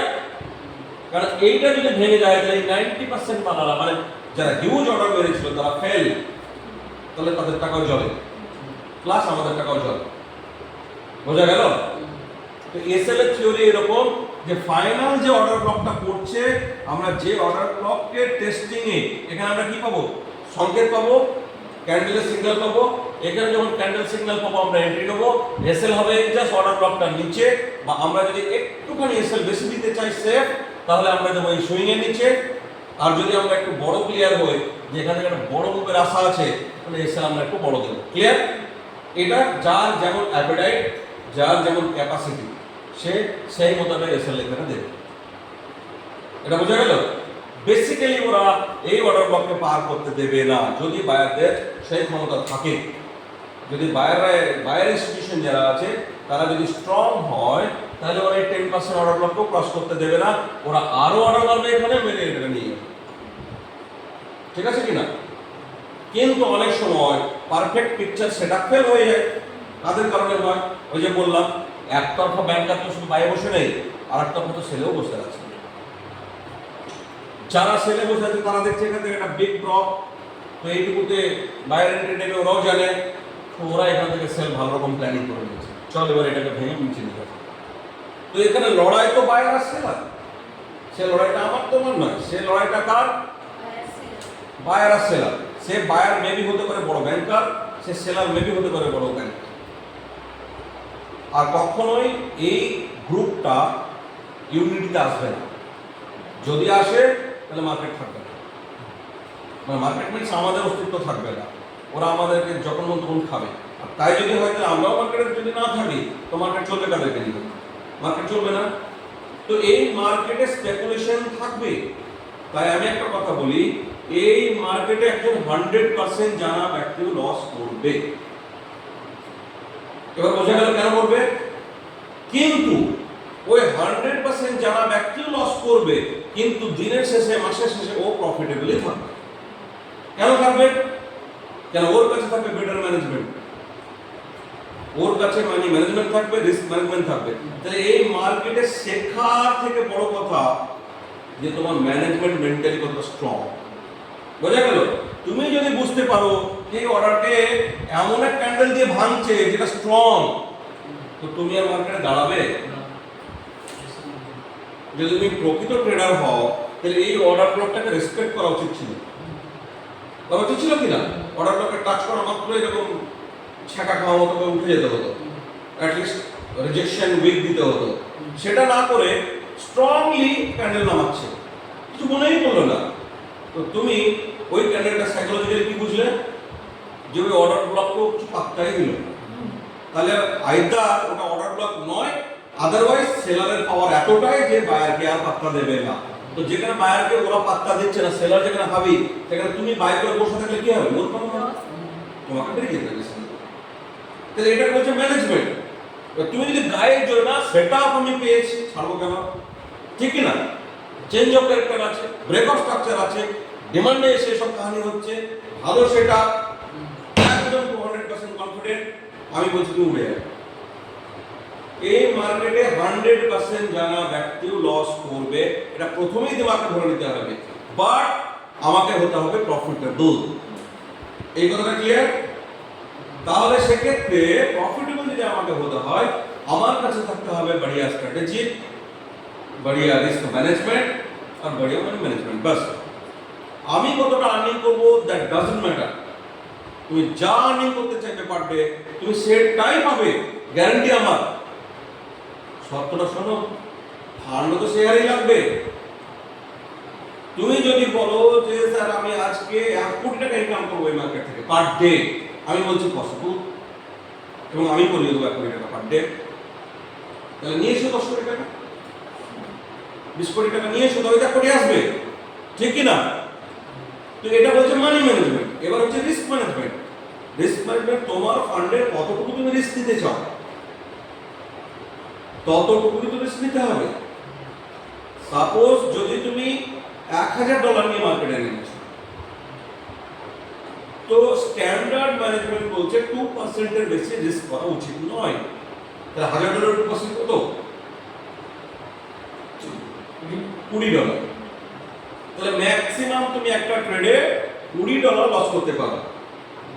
তাহলে একটা ট্রেডের লস $20 করতে গেলে কি পরিমাণ মাপতে হবে সেটা তোমাকে আইডিয়া লাগাতে হবে। এখন যদি বলি এখানে দুটো থিওরি আসবে, আমি যদি রিস্ক ম্যানেজমেন্ট চ্যাপ্টারে একটা দেব, তো হিন্টস এরকম বলে দিচ্ছি। সাপোজ যারা ইন্ডিয়ান ট্রেড বোঝে তাদের জন্য বলছি, সাপোজ একটা কল, কলটার রেট কত? 100 টাকা, ঠিক আছে? কলটার রেট কত? 100 টাকা। তো 100 টাকার কল, কলটা দাঁড়িয়ে আছে এরকম অবস্থায়, দিয়ে চেঞ্জ অফ ক্যারেক্টার করেছে, করে এরকম অবস্থায় আছে, এইখানে তুমি বাইরে এন্ট্রি নিয়েছো, ক্লিয়ার? এই রেটটা হচ্ছে গিয়ে কত? 100। এই লোটা হচ্ছে কত? সাপোজ ধরো 195, ঠিক আছে? এটা হচ্ছে 95। এবার এই গ্যাপটা কত? তাহলে এসএল কত আমার? 95 এর এন্ট্রি কত আমার? 100। তাহলে আমার পার কলে কত লস? 5 টাকা। লটে নিয়ে এসো, কত টাকা লস? 500। তাহলে তোমার একটা লটে 500। এবার তোমার কাছে টাকা আছে সে ফর এক্সাম্পল 2 লাখ, তাই তো? তো 2 লাখে কত বলেছিলাম? 2% ম্যাক্সিমাম রিস্ক। তাহলে কত টাকা হয়? 4000। তাহলে 4000 টাকা ডিভাইডেড বাই কত টাকা লস? তাহলে 5। হ্যাঁ, 800 হবে নাকি? 4000 কে 5 দিয়ে ভাগ করলে কি হবে? 800। তাহলে আমার লট সাইজ কত হবে? 8, তাই তো? লট সাইজ কি হবে? 2 লাখের ট্রেডে তাহলে তুমি ম্যাক্সিমাম ট্রেড করতে পারো 8 লটে। রিস্ক ম্যানেজমেন্ট বোঝা যাচ্ছে? লট বের করতে হয়, বোঝা গেল? এটা আলাদা থিওরি, ঠিক আছে? এটা রিস্ক ম্যানেজমেন্টের থিওরি, এই ক্লাস আলাদা ক্লাস। কিন্তু কিভাবে বের করতে হয় সেই ফর্মুলা বুঝতে পারছো?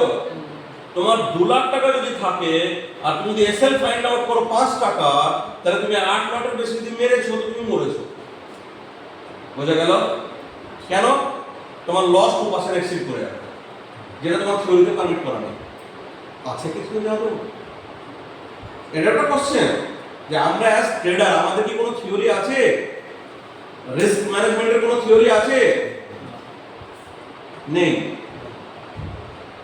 যদি 2% লস নিতে হয়, অঙ্ক বলছিল এটা নাকি? আমি তো অন্য কিছু বলিনি, এটা অঙ্ক। 2 লাখ টাকা যদি আমার ক্যাপিটাল হয়, 2% যদি পার ট্রেডে আমি লস নেই, তাহলে আমার লস নেওয়ার ক্যাপাসিটি কত? 4000। এটা ভুল বলছি আমি এবার?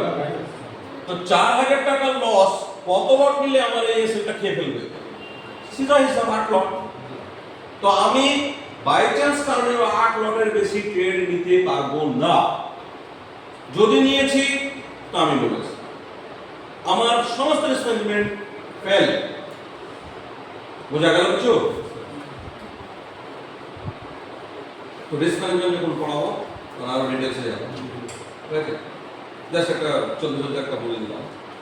তো এইগুলো ট্রেডাররা করে না, তো বাঁচিও না। মার্কেট থেকে হাওয়া হয়ে যায়। বলছে ম্যাক্সিমাম পার ডে 5% যদি রিস্ক হয়ে যায় তাহলে ট্রেড বন্ধ সেই দিনের মতো। বুঝা গেল? এবার কোশ্চেন হচ্ছে, আমি বললাম তাহলে একটা মাথায় আমরা গেঁথে নিলাম। কি গেঁথে নিলাম?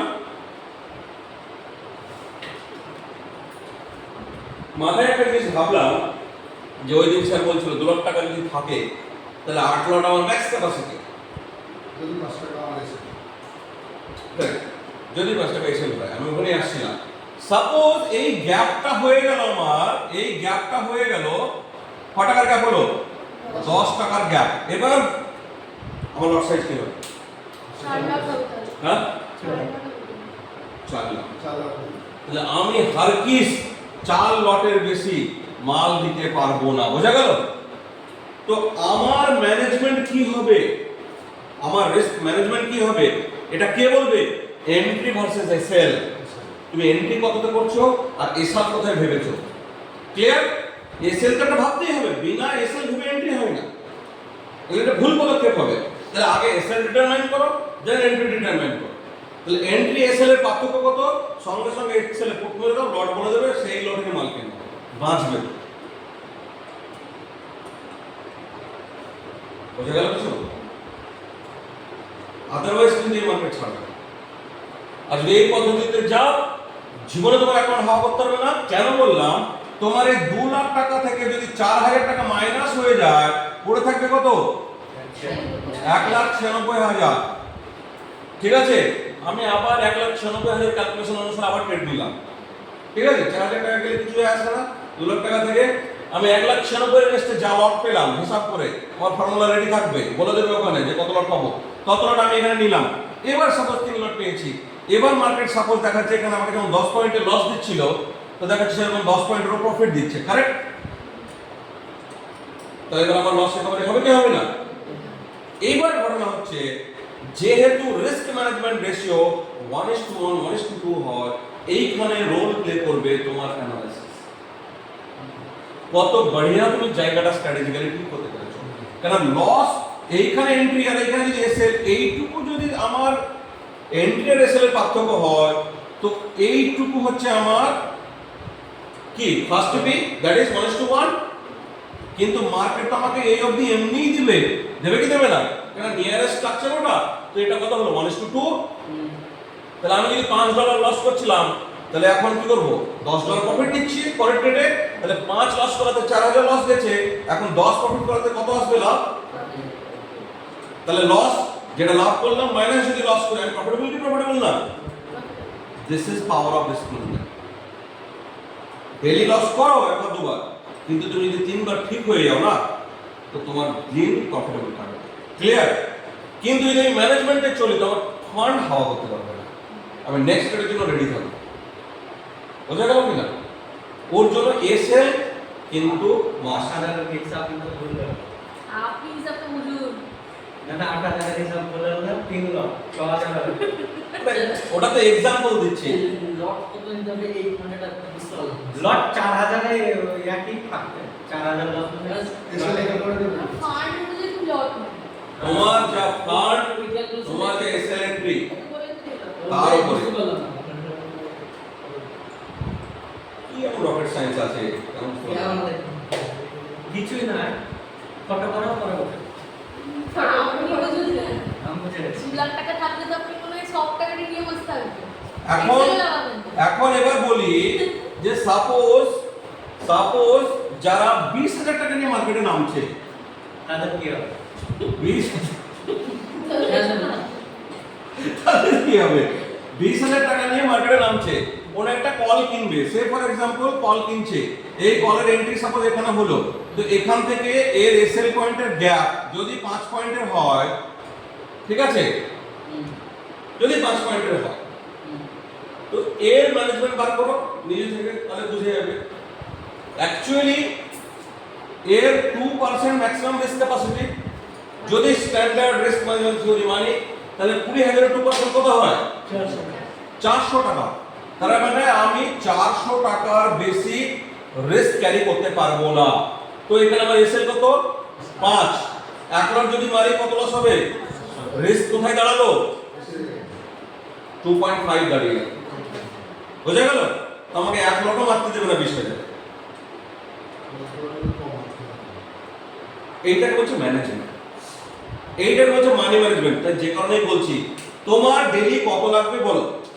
আমি একটা কথা বলি, কেউ বলে যে আমি ট্রেড করবো, কত টাকা ভরলে ভালো হয়? তখন আমি তাকে বলি তোমার লাগবে কত দিনে তাই বলো। যা আছে কোথায় পাবো না একদম, তুমি শুধু দিল খুলে বলো, বাকি কন্ডিশন আমি দেবো। তো 1 লাখ লাগবে, ভেরি গুড, 10 লাখ নিয়ে এসো, কথার কথা আর কি। তো দিস ইজ দ্য পয়েন্ট। মানুষের যখন চাওয়া পাওয়া শেষ নাই, ফান্ড কত ভরবি? 20,000 তো ভরি নাকি, এমন ভাবে বলবে যেন এটাই একটা বিরাট ব্যাপার, আর নেই 20,000 করে উদ্ধার করছে চ্যালেঞ্জগুলোকে বা মানে যাই হোক যে করাচ্ছে, ডোন্ট মাইন্ড। তাহলে 20,000 পাঠাই, মানে ব্যাপারটা এরকম যেন এদিকেও দুনিয়া কিনে নেবে। এই মার্কেটটা ওর নয়। এই মার্কেটে 100 টাকার কল কিনতে গেলে মিনিমাম ইনভেস্টমেন্ট কত হয়? কোম্পানি মার্জিন দেয়, দ্যাট ইজ ডিফারেন্ট ইস্যু। 100 টাকার কল ইনটু 100 টাকার লট, তো 10,000 টাকা তো এমনিতেই লাগে, লাগে কি লাগে না? তো তাতে ওর এম ওর বাফার কি করে মিটবে না। তো ম্যানেজমেন্ট ফেল, অবভিয়াসলি টাকাটাও ফেল, দুদিন করে হাওয়া। তো risk management very vital in case of trading. So whether it is Indian trading or forex trading or crypto trading, no matter, risk management is everywhere. তো ম্যানেজমেন্ট থিওরি এটাই। তুমি বলতে পারো পার ট্রেডে 2% লস নেব না, পার ট্রেডে আমি 3% লস নেবো, ইটস ইওর ইস্যু। স্ট্যান্ডার্ড বললাম 2%, কেউ 3% বাড়ায়, কেউ 4% বাড়ায়, এটা অ্যাপিটাইটের উপর ডিপেন্ড করছে। অ্যাপিটাইট মিন্স তোমার খিদার উপর, তুমি কতটা সহ্য করার ক্ষমতা রাখো, তোমার ব্লাড প্রেশার কোন লেভেলে গেলে বাড়বে সেটা তুমিই জানো, ঠিক আছে কি না? কেউ 10,000 টাকা এমনি বসে বসে লস নেয়, টেনশন নেয় না। কেউ আবার 2,000 টাকা গেলে হার্ট ফেল করে দেওয়ার জোগাড় হয়ে যায়। তো সেটা তো আপন আপন অ্যাপিটাইট না, কে কতটা লস নিতে পারছে। তো এটা একটা স্ট্যান্ডার্ড ম্যানেজমেন্ট। আমি উদাহরণ দিলাম, গোটা ওয়ার্ল্ডে এটা চলে। পার ট্রেড 2%, পার ডে 5%, এটা হচ্ছে স্ট্যান্ডার্ড অ্যাজ পার বুক, গোটা ওয়ার্ল্ডে এটা চলে। পার ডে 1 লাখ টাকা ইনকাম করতে গেলে ক্যাশ করতে হবে, এবার তাহলে ব্যাক ক্যালকুলেশন না, ব্যাক ক্যালকুলেশন মেথড আনতে হবে, তারও হিসাব আছে তো। দেখেন পার ডে 1 লাখ টাকা ইনভেস্ট করতে গেলে মার্কেট থেকে না, ঘুরে আগে পার ডে খেতে 1 লাখ টাকা পার ডে 1 লাখ টাকা আর্নিং চাই, আর্নিং, তাহলে লস কত? তাহলে এবার কত টাকা আমাকে ঢোকাতে হবে তার হিসাবে আসতে হবে, ঠিক আছে? সেটা ডিপেন্ডস, এসএলএডি এগুলো যেমন সব ক্যালকুলেশন হবে। এইগুলো স্যার স্ট্যান্ডার্ড সেটা একবারই বলা যায় না। হ্যাঁ, যে সেল 1,000 টাকা 7 টাকা হলো 6 টাকা স্ট্র্যাটেজি করতে হবে। আপনি আগে তো বলুন 2 লাখে Of হলো course, 8,000, yeah. 1 লাখে হলে কত ইনভেস্ট করতে হবে? তাহলে রিওয়ার্ড হবে 10 টাকা, হ্যাঁ। 10 টাকা এসে তো 10 টাকা রিওয়ার্ড হবে। হ্যাঁ। অনেক আর রিওয়ার্ডটা তো সেই লেভেলেই করতে হবে। হ্যাঁ, মেন করতে রিওয়ার্ড, আমি রিস্ক রিওয়ার্ড যদি সঠিক না করতে পারি তো আমি কিন্তু প্রফিটেবল। রিস্ক রিওয়ার্ড খুব ভাইটাল জিনিস। এটা যদি প্রপার সেট না হয়, একদম যারা কিছু বোঝে না তারা 1:1 এ নেবে, যারা বোঝে তারা মিনিমাম 1:2 তে নেবে, যারা আলট্রা বোঝে তারা মিনিমাম 1:3 তে নেবে। এটা হচ্ছে একটা নমিনাল ম্যাটার। যারা কিছু বোঝে না তারা 1:1 নিয়ে গেলেই শেপ হয়ে যাবে, যারা বোঝে তারা অ্যাটলিস্ট 1:2 এর জায়গা খুঁজবে। এবার বিষয়টা হচ্ছে তুমি রিওয়ার্ড চাইলেই তো হবে না, মার্কেট কতটা তোমাকে দেওয়ার মতো ক্যাপাসিটিতে আছে। যেমন সেটা তো আপনার আলোচনা হচ্ছে এসএমসি বিষয়ে। হ্যাঁ, যেমন ওটাই বেশি মার্কেট কতটা দেবে যাবে। মার্কেট কতটা দেবে এটা যদি আমি না বুঝতে পারি তাহলে কিন্তু মার্কেটে আমি নিব বলে বসে থেকে গেলাম, তো মার্কেট থোড়াই দেবে আমাকে, মার্কেটের মতো চলবে। এখন একটা বিষয় হচ্ছে, আমি একটা জিনিস বলেছিলাম কি, এই প্যাটার্নটা কি প্যাটার্ন হচ্ছে, এখান থেকে শুরু, এখানে সাপোজ শেষ, ঠিক আছে? তো এই প্যাটার্নটাকে আমরা কি বলবো? ডাব্লিউ বা ডবল প্যাটার্ন। তো এর যেমন একটা থিওরি আছে, যদি নেকলাইন ভাঙে তাহলে ও যাবে একদম যেখান থেকে স্টার্টিং পয়েন্ট, একটা অবভিয়াস থিওরি এটা, ঠিক আছে? তো এখান থেকে এই অবধি সে ফর এক্সাম্পল 20 পয়েন্টস, ক্লিয়ার? তো তো এখানে এন্ট্রি সাপোজ আমার এন্ট্রি এই সব লেভেলে হয়েছে, এইটা আমার এসএল লেভেল, এটা হচ্ছে সাপোজ 3 পয়েন্ট। ক্লিয়ার? তাহলে এই এন্ট্রি থেকে এই পয়েন্ট কত হচ্ছে, এটা যদি 20 হয় এখানে তাহলে আরো 3, হ্যাঁ হ্যাঁ ধরে নিলাম 23 পয়েন্টের এটা আমার জায়গা। 3 পয়েন্টের এসএল, 23 পয়েন্টের আমার রিওয়ার্ড।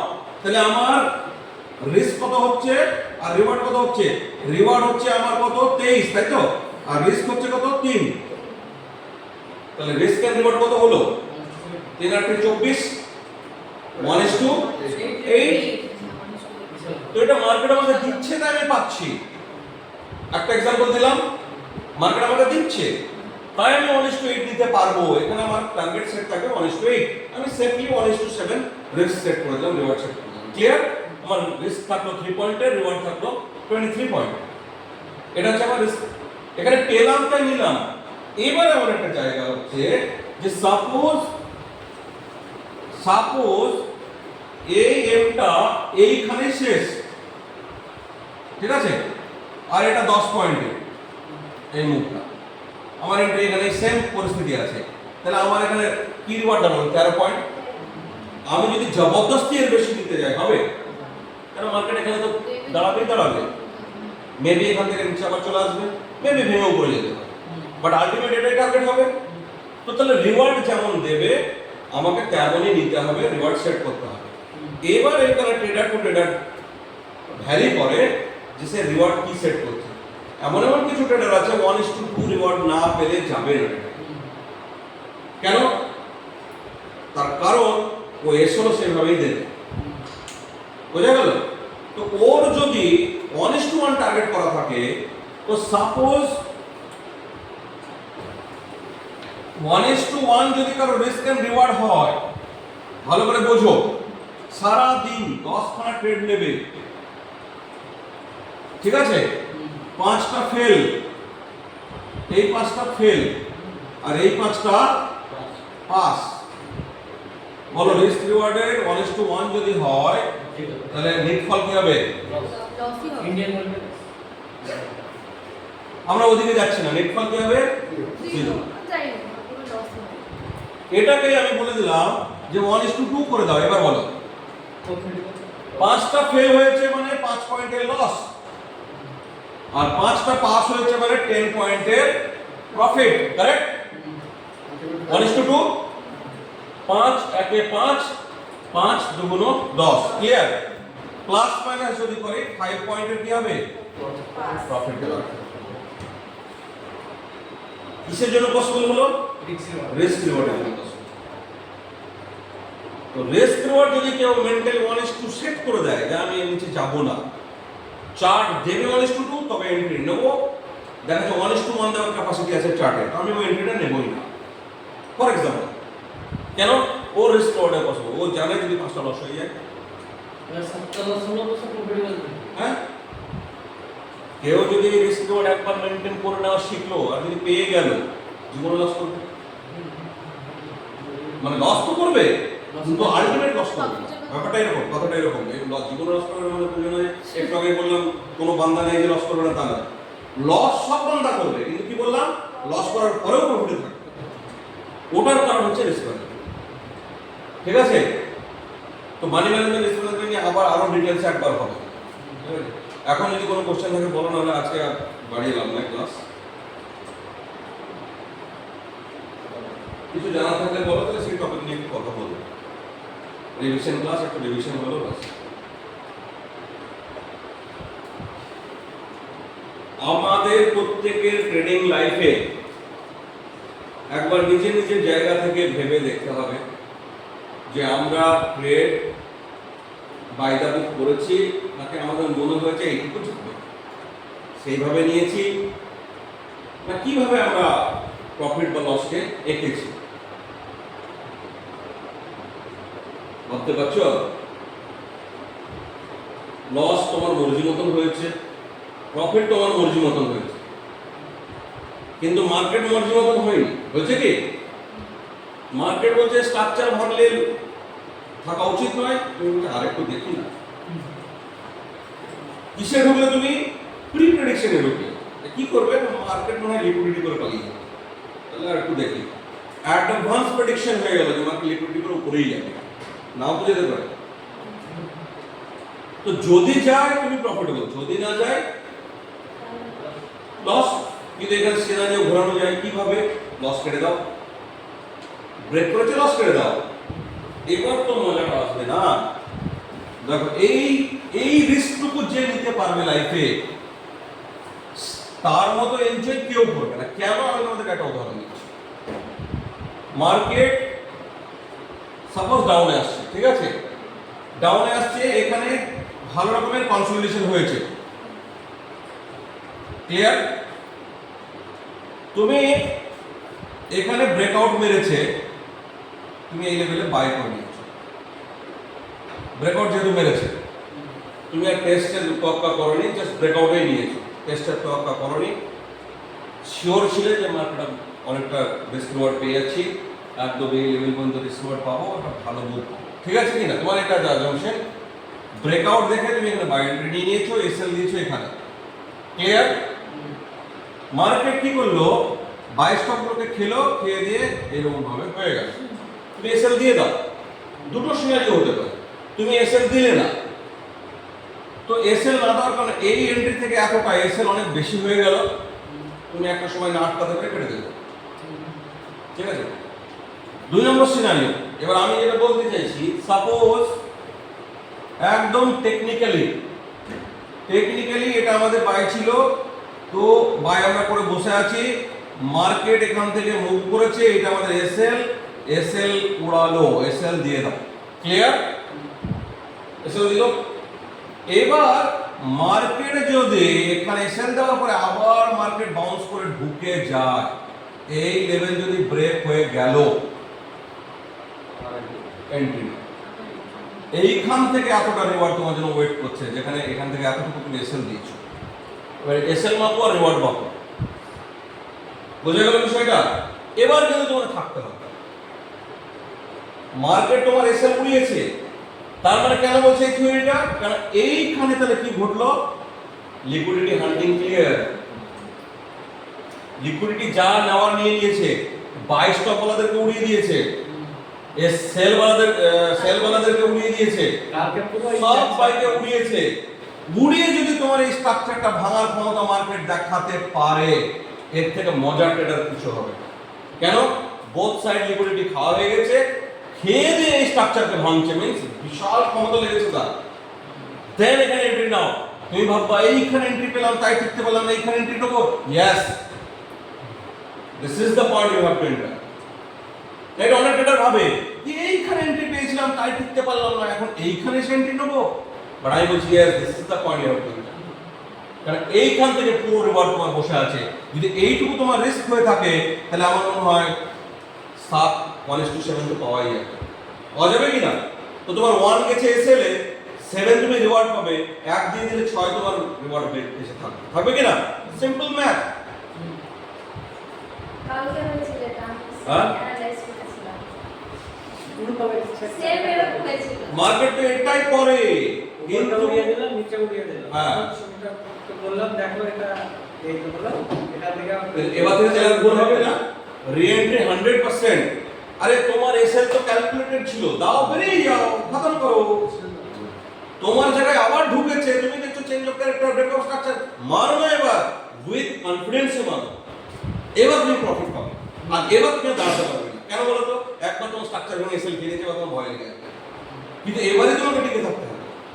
কেন? ওর এসএল লিকুইডিটি এভরিথিং না হয়ে গেছে, এবার তো শুধু ওর যাওয়ারই কথা। এটা ইম্পর্টেন্ট, রি-এন্ট্রি ইম্পর্টেন্ট, কিন্তু জায়গাতে যদি কেউ করতে পারে তো 100% এখান থেকে সাকসেস করা আছে। এখানে স্যার স্টপ লস সেল করার সুবিধা হবে, নিচে কাটটা সব দিয়ে চলে গেছে। হ্যাঁ, তেল করতে পারবে 100%।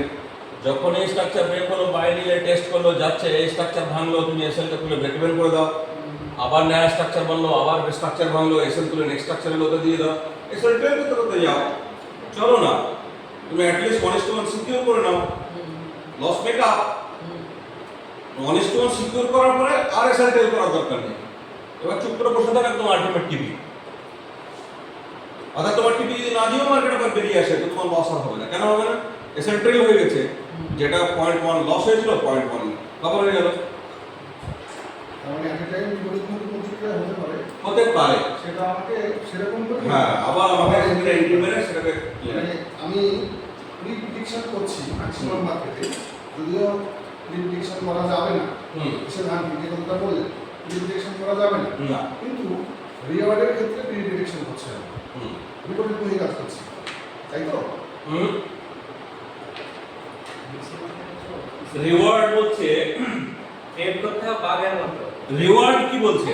রিওয়ার্ড বলছে দেখুন, এর এইটা ছিল সাপ্লাই এরিয়া, ঠিক আছে, এইটা ছিল সাপ্লাই এরিয়া। সাহস করে তো সাপ্লাই এরিয়া থেকে ও এই ধরনের প্যাটার্ন বানিয়ে ব্রেক করে যখন, তো এর নিয়মই বলছে সাপ্লাই আন্ডার টেস্ট হবে, এটা বাই দ্য বুক রুলস। তো আমার কাছে এতটা স্পেস আছে, রুম আছে যাওয়ার জন্য, ঠিক কি না? এটা প্রেডিকশন নয়, এটা ম্যাথ। আজকে যদি আমি এটাকে বিশ্বাস না করি তাহলে ক্যান্ডেলকে বিশ্বাস করা যাবে না, কারণ ক্যান্ডেল তো জন্ম হয়নি, ক্যান্ডেলকে জন্ম দিয়েছে হোমা, তাই তো? তো ও জন্ম দিয়েছে তাই ওর কথা শুনছি আমরা। ফিবোনাচি লেভেল তো জন্ম থেকে আবিষ্কার হয়নি, ফিবোনাচি জন্ম দিয়েছে। তাহলে আমরা তাদের ম্যাথের উপর বেশ করে কথা বলছি, যেগুলো সব থিওরি। তো থিওরি বলছে এটা আমার রিওয়ার্ড পয়েন্ট, অনেক সময় নাও হতে পারে, তার জন্য একটা ক্লিয়ারেশন কেন করলাম? আমি যদি এতটা শিওর যে এখান থেকে এতটা পাবো তাহলে এসএল ট্রেড করার কোনো মানে ছিল না। কিন্তু আমি কি বলেছি, এই মার্কেট স্পেকুলেটিভ মার্কেট, কখন কি হবে কেউ জানে না। So don't be predictive, be reactive. এটা একটা ওয়ার্ড আছে ট্রেডারদের ভাষায়, ডোন্ট বি প্রেডিক্টিভ, প্রেডিকশন করতে যেও না, রিঅ্যাক্টিভ হও। অর্থাৎ মার্কেট যা বলছে তার উপর রিঅ্যাকশন দাও। মার্কেট বলছে আমি সেলে যাবো, ওকে আমার সেল অর্ডার করবো, that is your reaction. Market বলছে সেলে যাচ্ছে না, আমার পাচ্ছে না, আমি বাইরে যাবো, তো তোমাকে বাইরে যেতে হবে, দ্যাট ইজ ইউর রিঅ্যাকশন। তো আমি এটাকে বলি, এটা তাহলে কি বলবো? প্রিডিকশন বলবো না মার্কেট ম্যাথামেটিক্স বলবো? আমি সেটাই বলতে চাইছিলাম, আমি কোশ্চেন করেছিলাম এই মার্কেট এই পর্যন্ত চলবে, হ্যাঁ, ঠিক আছে? এখানে আমার ঠিকঠাক আমি দেখে দিচ্ছি অর্ডার ব্লক, নেক্সট ক্যান্ডেল আমার এখান থেকে টেস্ট করেছি, অর্ডার ব্লক ক্যান্ডেল আমি এখানে বাই করলাম, ঠিক আছে? আমি এটাকে আমার রিওয়ার্ড এইটা পর্যন্ত পাওয়ার আশা করেছি, এটাকে আমি প্রিডিকশন বলবো না ম্যাথামেটিক্যাল বলবো? আমার না, এটা থিওরি। থিওরি। আচ্ছা, থিওরিটিক্যালি যদি হয় এটা থিওরি বেরিয়ে গেল, প্র্যাকটিক্যাল না লাগে থিওরিটিক্যালি বলেছে, কিন্তু প্রিভিয়াস বলেছে এটা আমার থিওরিটিক্যালি হয়ে গেছে, মার্কেটের থিওরি আমার কমে গেছে, বাট এই পর্যন্ত গিয়ে মার্কেট এখান থেকে আবার রিভার্স মারবে, যেটা আপনি এসে ধান থেকে কথা বললেন এই পর্যন্ত আসবে। তাহলে আমাকে এই মুহূর্তে যে ভাবনাটা ছিল প্রিভিয়াস, এটা ছিল না মার্কেট, এটা ছিল, তখন আমার মাথার ভেতরে এসেছিল এটা প্রিডিকশনই তো হচ্ছে না, কি হচ্ছে? না, ওটা ছিল থিওরি যে ওখানে যাবে, ব্রেক যদি হয়, টেস্ট যদি কমপ্লিট হয় যাবে, কিন্তু এই জায়গাটাতে ঘাপলা আছে। আমি যখন কথাগুলোকে বলছিলাম তখন আমি এখানে একটা জিনিস বলছিলাম, এই ঘাপলাটুকুই তো বুঝতে হবে। আমরা মার্কেটের স্ট্রাকচারাল এন্ট্রি কি বলেছিলাম, যে যখন এখান থেকে মার্কেট ব্রেক করবে এন্ড কি বলেছিলাম, ক্লোজ ইজ ইম্পর্টেন্ট বলেছিলাম কথাগুলো, ক্লোজ ইজ ইম্পর্টেন্ট কথাগুলো বলেছিলাম, ক্যান্ডেল ক্লোজ হতে হবে। তো যেহেতু ক্যান্ডেল এখানে ক্লোজ করতে সক্ষম হয়েছে, তাহলে এবার আমার এন্ট্রি তৈরি হবে, তাই কি না? প্রথমত হচ্ছে লক্ষণ দেখতে হবে। তো লক্ষণ কি? তো একটা consolidation area break and close, এটা ফার্স্ট কনফার্ম কি বললো, যে ও ব্রেক করতে সমর্থ হয়েছে। এবার এন্ট্রি, এন্ট্রি কিভাবে হয়? ওটিই করতে হবে বা স্ট্রাকচার টেস্ট করতে হবে। আমি যদি জাস্ট ব্রেকে বাইরে ঢুকে পড়ি র্যান্ডমলি, দেন আমি কি বলেছিলাম যে তারা হলো অ্যাগ্রেসিভ ট্রেডার, তারা উইদাউট কনফার্মেশন এন্ট্রি নিচ্ছে। আমি এক সময় যখন এন্ট্রি শেখাচ্ছিলাম তখন বলেছিলাম না যে মার্কেটে কত রকমের লোক চলে। তো এখানে যারা ব্রেকের উপর ডিপেন্ড করে বা এই জাস্ট ক্লোজটার উপর ডিপেন্ড করে বাই এন্ট্রি নিয়ে নেয়, তারা হচ্ছে অ্যাগ্রেসিভ ট্রেডার। বাট আমরা কি বলবো, আমরা আমাদের নিজেদেরকে কনজারভেটিভ ট্রেডার বানাবো, কনফার্মেশন পাওয়ার পর ট্রেড করবো। তো কনফার্ম পেতে গেলে কি করতে হবে, এক তো বলেছিলাম আরটিও অথবা কি হবে ওটিই, এই দুটো করাতে হবে, that is written to order block. তো আমার অর্ডার ব্লক যদি এখানে থেকে থাকে তাহলে মার্কেটকে আমি এখানে আসতে দেব, এবং সাথে সাথে এটা কি হয়ে গেল, ওটি হয়ে গেল কি না? কেন? এসএল আমার এইখানে, ছোট্ট এসএল। তাহলে এক তো রিটার্ন টু অর্ডার ব্লক, দ্বিতীয় হচ্ছে ওটিই। ক্লিয়ার? আমি এই অর্ডার ব্লক টাচ করাতেই তো এন্ট্রি নেব না। আরেক এন্ট্রিতে আমি কি বলেছিলাম, তোমাকে সিগন্যাল ফাইন্ড আউট করতে হবে যে এইটা যে অর্ডার ব্লক, তার লক্ষণ কি হবে? ক্লাসের শুরুতে বলেছিলাম কি হবে, দেখছো এরা তো ক্যান্ডেল টেস্ট করে এক্স্যাক্টলি ক্যান্ডেল আমার অর্ডার ব্লককে রেসপেক্ট দেবে। আর রেসপেক্ট কিসের মাধ্যমে বুঝবো? ক্যান্ডেলের মাধ্যমে বুঝবো, মোমেন্টামের মাধ্যমে বুঝবো। ক্যান্ডেল যদি একদম এইটা যদি আমার অর্ডার ব্লক হয়, মার্কেট এখান থেকে আসা মাত্র ক্যান্ডেল এর ছোঁয়া কাটিয়ে যদি আমার রিজেকশন কে উপরে ক্লোজ দিয়ে দেয়, তাহলে আমি কনফার্ম হয়ে গেলাম যে এটা আমার অর্ডার ব্লক কনফার্ম। ওর ক্ষমতা থাকবে না এই লোটাকে ব্রেক করা। ক্লিয়ার? ও এই বডি পর্যন্ত ঢুকবে, এই সেন্সর পর্যন্ত ঢুকবে, ঢুকে ছেঁকা ক্ষমতা চলে গিয়ে উপরে গিয়ে ক্লোজ দিয়ে দেবে। যদি ক্লোজ দেয়, পিন বার বানায়, ডোজি বানায়, যা কিছু বুলিশ কিছু হ্যামার বানায়, এগুলো রিভার্সালের উপরে যাওয়ার সংকেত বলা যে ক্যান্ডেলগুলো আছে, সেই ক্যান্ডেল যদি এখানে বানাতে পারে, that will be hour signal. Entry কি হবে? তো অর্ডার ব্লক কনফার্ম। এন্ট্রি কি হবে? এই যে ক্যান্ডেলটা বানালো ক্লোজ, একে যখন উইথ স্প্রেড ভাঙবে, উইথ স্প্রেড কি বলেছিলাম? উইথ স্প্রেড, অর্থাৎ হাই স্প্রেড বলা ক্যান্ডেল, আর ভলিউম তো সেখানে উইথ এখানে ভলিউম থাকবে। ঠিক আছে? স্প্রেড থাকবে high with volume support, break থাকবে স্ট্রং, মোমেন্টাম থাকবে স্ট্রং, দেন আমার এন্ট্রি এখানে শুরু হবে। Entry clear? তাহলে এইখানে সিগন্যাল পাবো, তবেই আমার এখানে এন্ট্রি হবে, তবেই নাকি আমি অবধি যাবো। ঠিক আছে কিনা? কিন্তু এইটাও হচ্ছে one kind of aggressive trading. আমি বলেছিলাম যারা আরো বেশি কনজারভেটিভ তারা কি করে, তারা অ্যাট লিস্ট চেঞ্জ অফ ক্যারেক্টারের পরে ব্রেক অফ স্ট্রাকচার পর্যন্ত ওয়েট করে।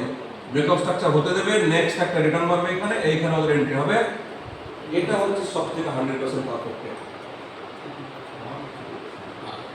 কিন্তু এর জন্য লাগবে রাবণের ধৈর্য, কিন্তু ট্রেড হবে অসহ্য। মানে যা দেবে তা দেবে, লাগবে ধৈর্য। এই এন্ট্রি যদি পেয়ে যায় কেউ, তাহলে একদিক দিয়ে আমার এখনো পর্যন্ত মার্কেট এক্সপিরিয়েন্সটা দেখেছি এতদিনে ফেল হয়। সেটা হচ্ছে যদি কেউ এই প্যাটার্নটা করতে পারে। কি দেখলাম বলো, ডেসক্রাইব করো। অর্ডার ব্লক ক্যান্ডেল ফার্স্টে টেস্ট হলো ওখান থেকে, চেঞ্জ অফ ক্যারেক্টার হচ্ছে একবার প্রথম ছিল ডাউন ট্রেন্ড মার্কেট, কে বোঝাতে পারবেন? বুঝা। তারপর হচ্ছে একটা আমি একটা স্কেলেটন দিয়ে দিয়েছি, স্কেলেটনটাকে এক্সপ্লেইন করো। এটা হচ্ছে ডাউন প্লে, এটা হবে চেঞ্জ অফ কোনটা চেঞ্জ অফ ক্যারেক্টার হলো? মারো। হ্যাঁ হলো। তারপর এটা হলো বস, মারো। রস কোন জায়গাটা হচ্ছে? এই আরে এই জায়গাটাই কেন? এটা স্ট্রাকচার শিখাচ্ছি, স্ট্রাকচারের প্ল্যানিং নাই কেন? দান তো মেরেই রেখেছে না গাধা কথা। স্ট্রাকচারের প্ল্যানিং চলছে, তুমি কোথায় কোথায় দাগ দিচ্ছ। এইটা আমার সুইং হাই, তো এটা একটা স্ট্রাকচার, এইটা আমার সুইং হাই, এটা একটা স্ট্রাকচার। স্ট্রাকচারে মারো না। আমরা তো স্ট্রাকচার শিখছি কিনা, তো স্ট্রাকচারে মারো না। ও ঠিকই বলেছে, থিওরিক্যালি ও পুরো ঠিক বলেছে, but structure mapping is important. এই সুইং হাই সুইং লো যদি আমরা প্রপারলি মার্ক না করি, এর অ্যাকচুয়াল ভুল হওয়া যাবে না। এর আগে বলেছিলাম যে একটা ট্রেন লাইন হোক বা একটা লাইন হোক, টানতে গেলে যদি আমাদের ভুল হয়, তাহলে আমরা ওই হাই পয়েন্টের ক্যান্ডেল যদি নিয়ে যাই কারসার, তাহলে ওখানে হাই লোস সব বলে দেয় কিনা। তো ট্রেন লাইনের প্রপার্টিতে গিয়ে আমাকে এক্স্যাক্টলি ওই প্যারামিটার মাপতে হবে। এটা প্যারামিটারের একটা অপশন থাকবে, সেদিকে গিয়ে ওই প্যারামিটার অপশনে গিয়ে মাপতে হবে। Exact change of character, that is very much important. Exact boss, ও ঠিক বলেছে। তো এটা আমি জাস্ট এটাই দেখালাম যে এটা আমাদের লো।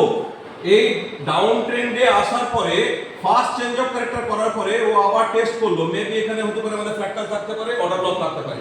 টেস্ট করার পরে ও এই যে স্ট্রাকচারটা বানিয়েছিল চেঞ্জ অফ ক্যারেক্টার করে, এইটাকে গিয়ে যখন ব্রেক করছে, this is our boss. Break of structure means 100% sure strategy. কিন্তু ওই যে বললাম 100% বলে কিছু না। তবুও আমার এক্সপিরিয়েন্সে আমি দেখেছি একে এবার আমি কি করতে দেবো, আরটিও করতে দিলাম, ঠিক আছে, প্লাস ওটি। ক্লিয়ার? এইটা হচ্ছে আমাদের আরটিও ওটি লেভেল। ক্লিয়ার? এই জায়গাতে ট্রেডটা আমি নেব। তাহলে আগেরবার যদি ট্রেড নিতাম, মেবি আমি এখানে পেতাম, এটা ব্লক ছিল, ঠিক আছে, কিন্তু আমি এখন কোথায় ট্রেড নিচ্ছি? এই জায়গাটা, ঠিক আছে। আমি একটু উপরে পেলাম বটে, তখন এসএল এখানে হবে, আর এইখানে যখন নিচ্ছিলাম তখন এসএল এখানে করতে হবে, ঠিক আছে। হ্যাঁ স্ট্রাকচার যখন হবে লাইভ মার্কেট যখন আমরা দেখবো তখন কিভাবে বুঝবো যে এই অবধি আসবে আর আসবে না? ওর জন্য তোমাকে এখানে ফ্র্যাক্টাল খুঁজতে হবে, ব্লক খুঁজতে হবে, এগুলো তো সব শিখিয়েছি। ফ্যাক্টরটা আগেই তো তোমাকে স্ট্রাকচার ম্যাপিং করে নিতে হবে। লাইভ যা চলছে চলতে দাও। দিনে মানে একদম পুজো টুজো করে যেমন দিন শুরু করছো সেরকম তোমার চার্টে পুজো করতে হবে। চার্টে 1 ঘন্টা আগে চার্টকে দিতে হবে। চার্টে তোমাকে পুরো স্ট্রাকচার বরাবর ম্যাপিং করতে হবে। ডেইলি 4 ঘন্টা 1 ঘন্টা মিনিমাম করতে হবে।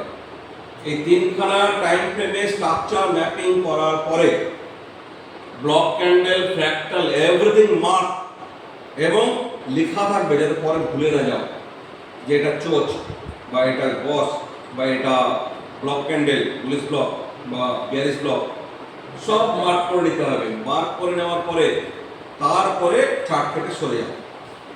কেননা মার্কেট কেন বললাম কথাটা, সাপোজ সকালবেলায় ঘুম থেকে উঠে দেখছি,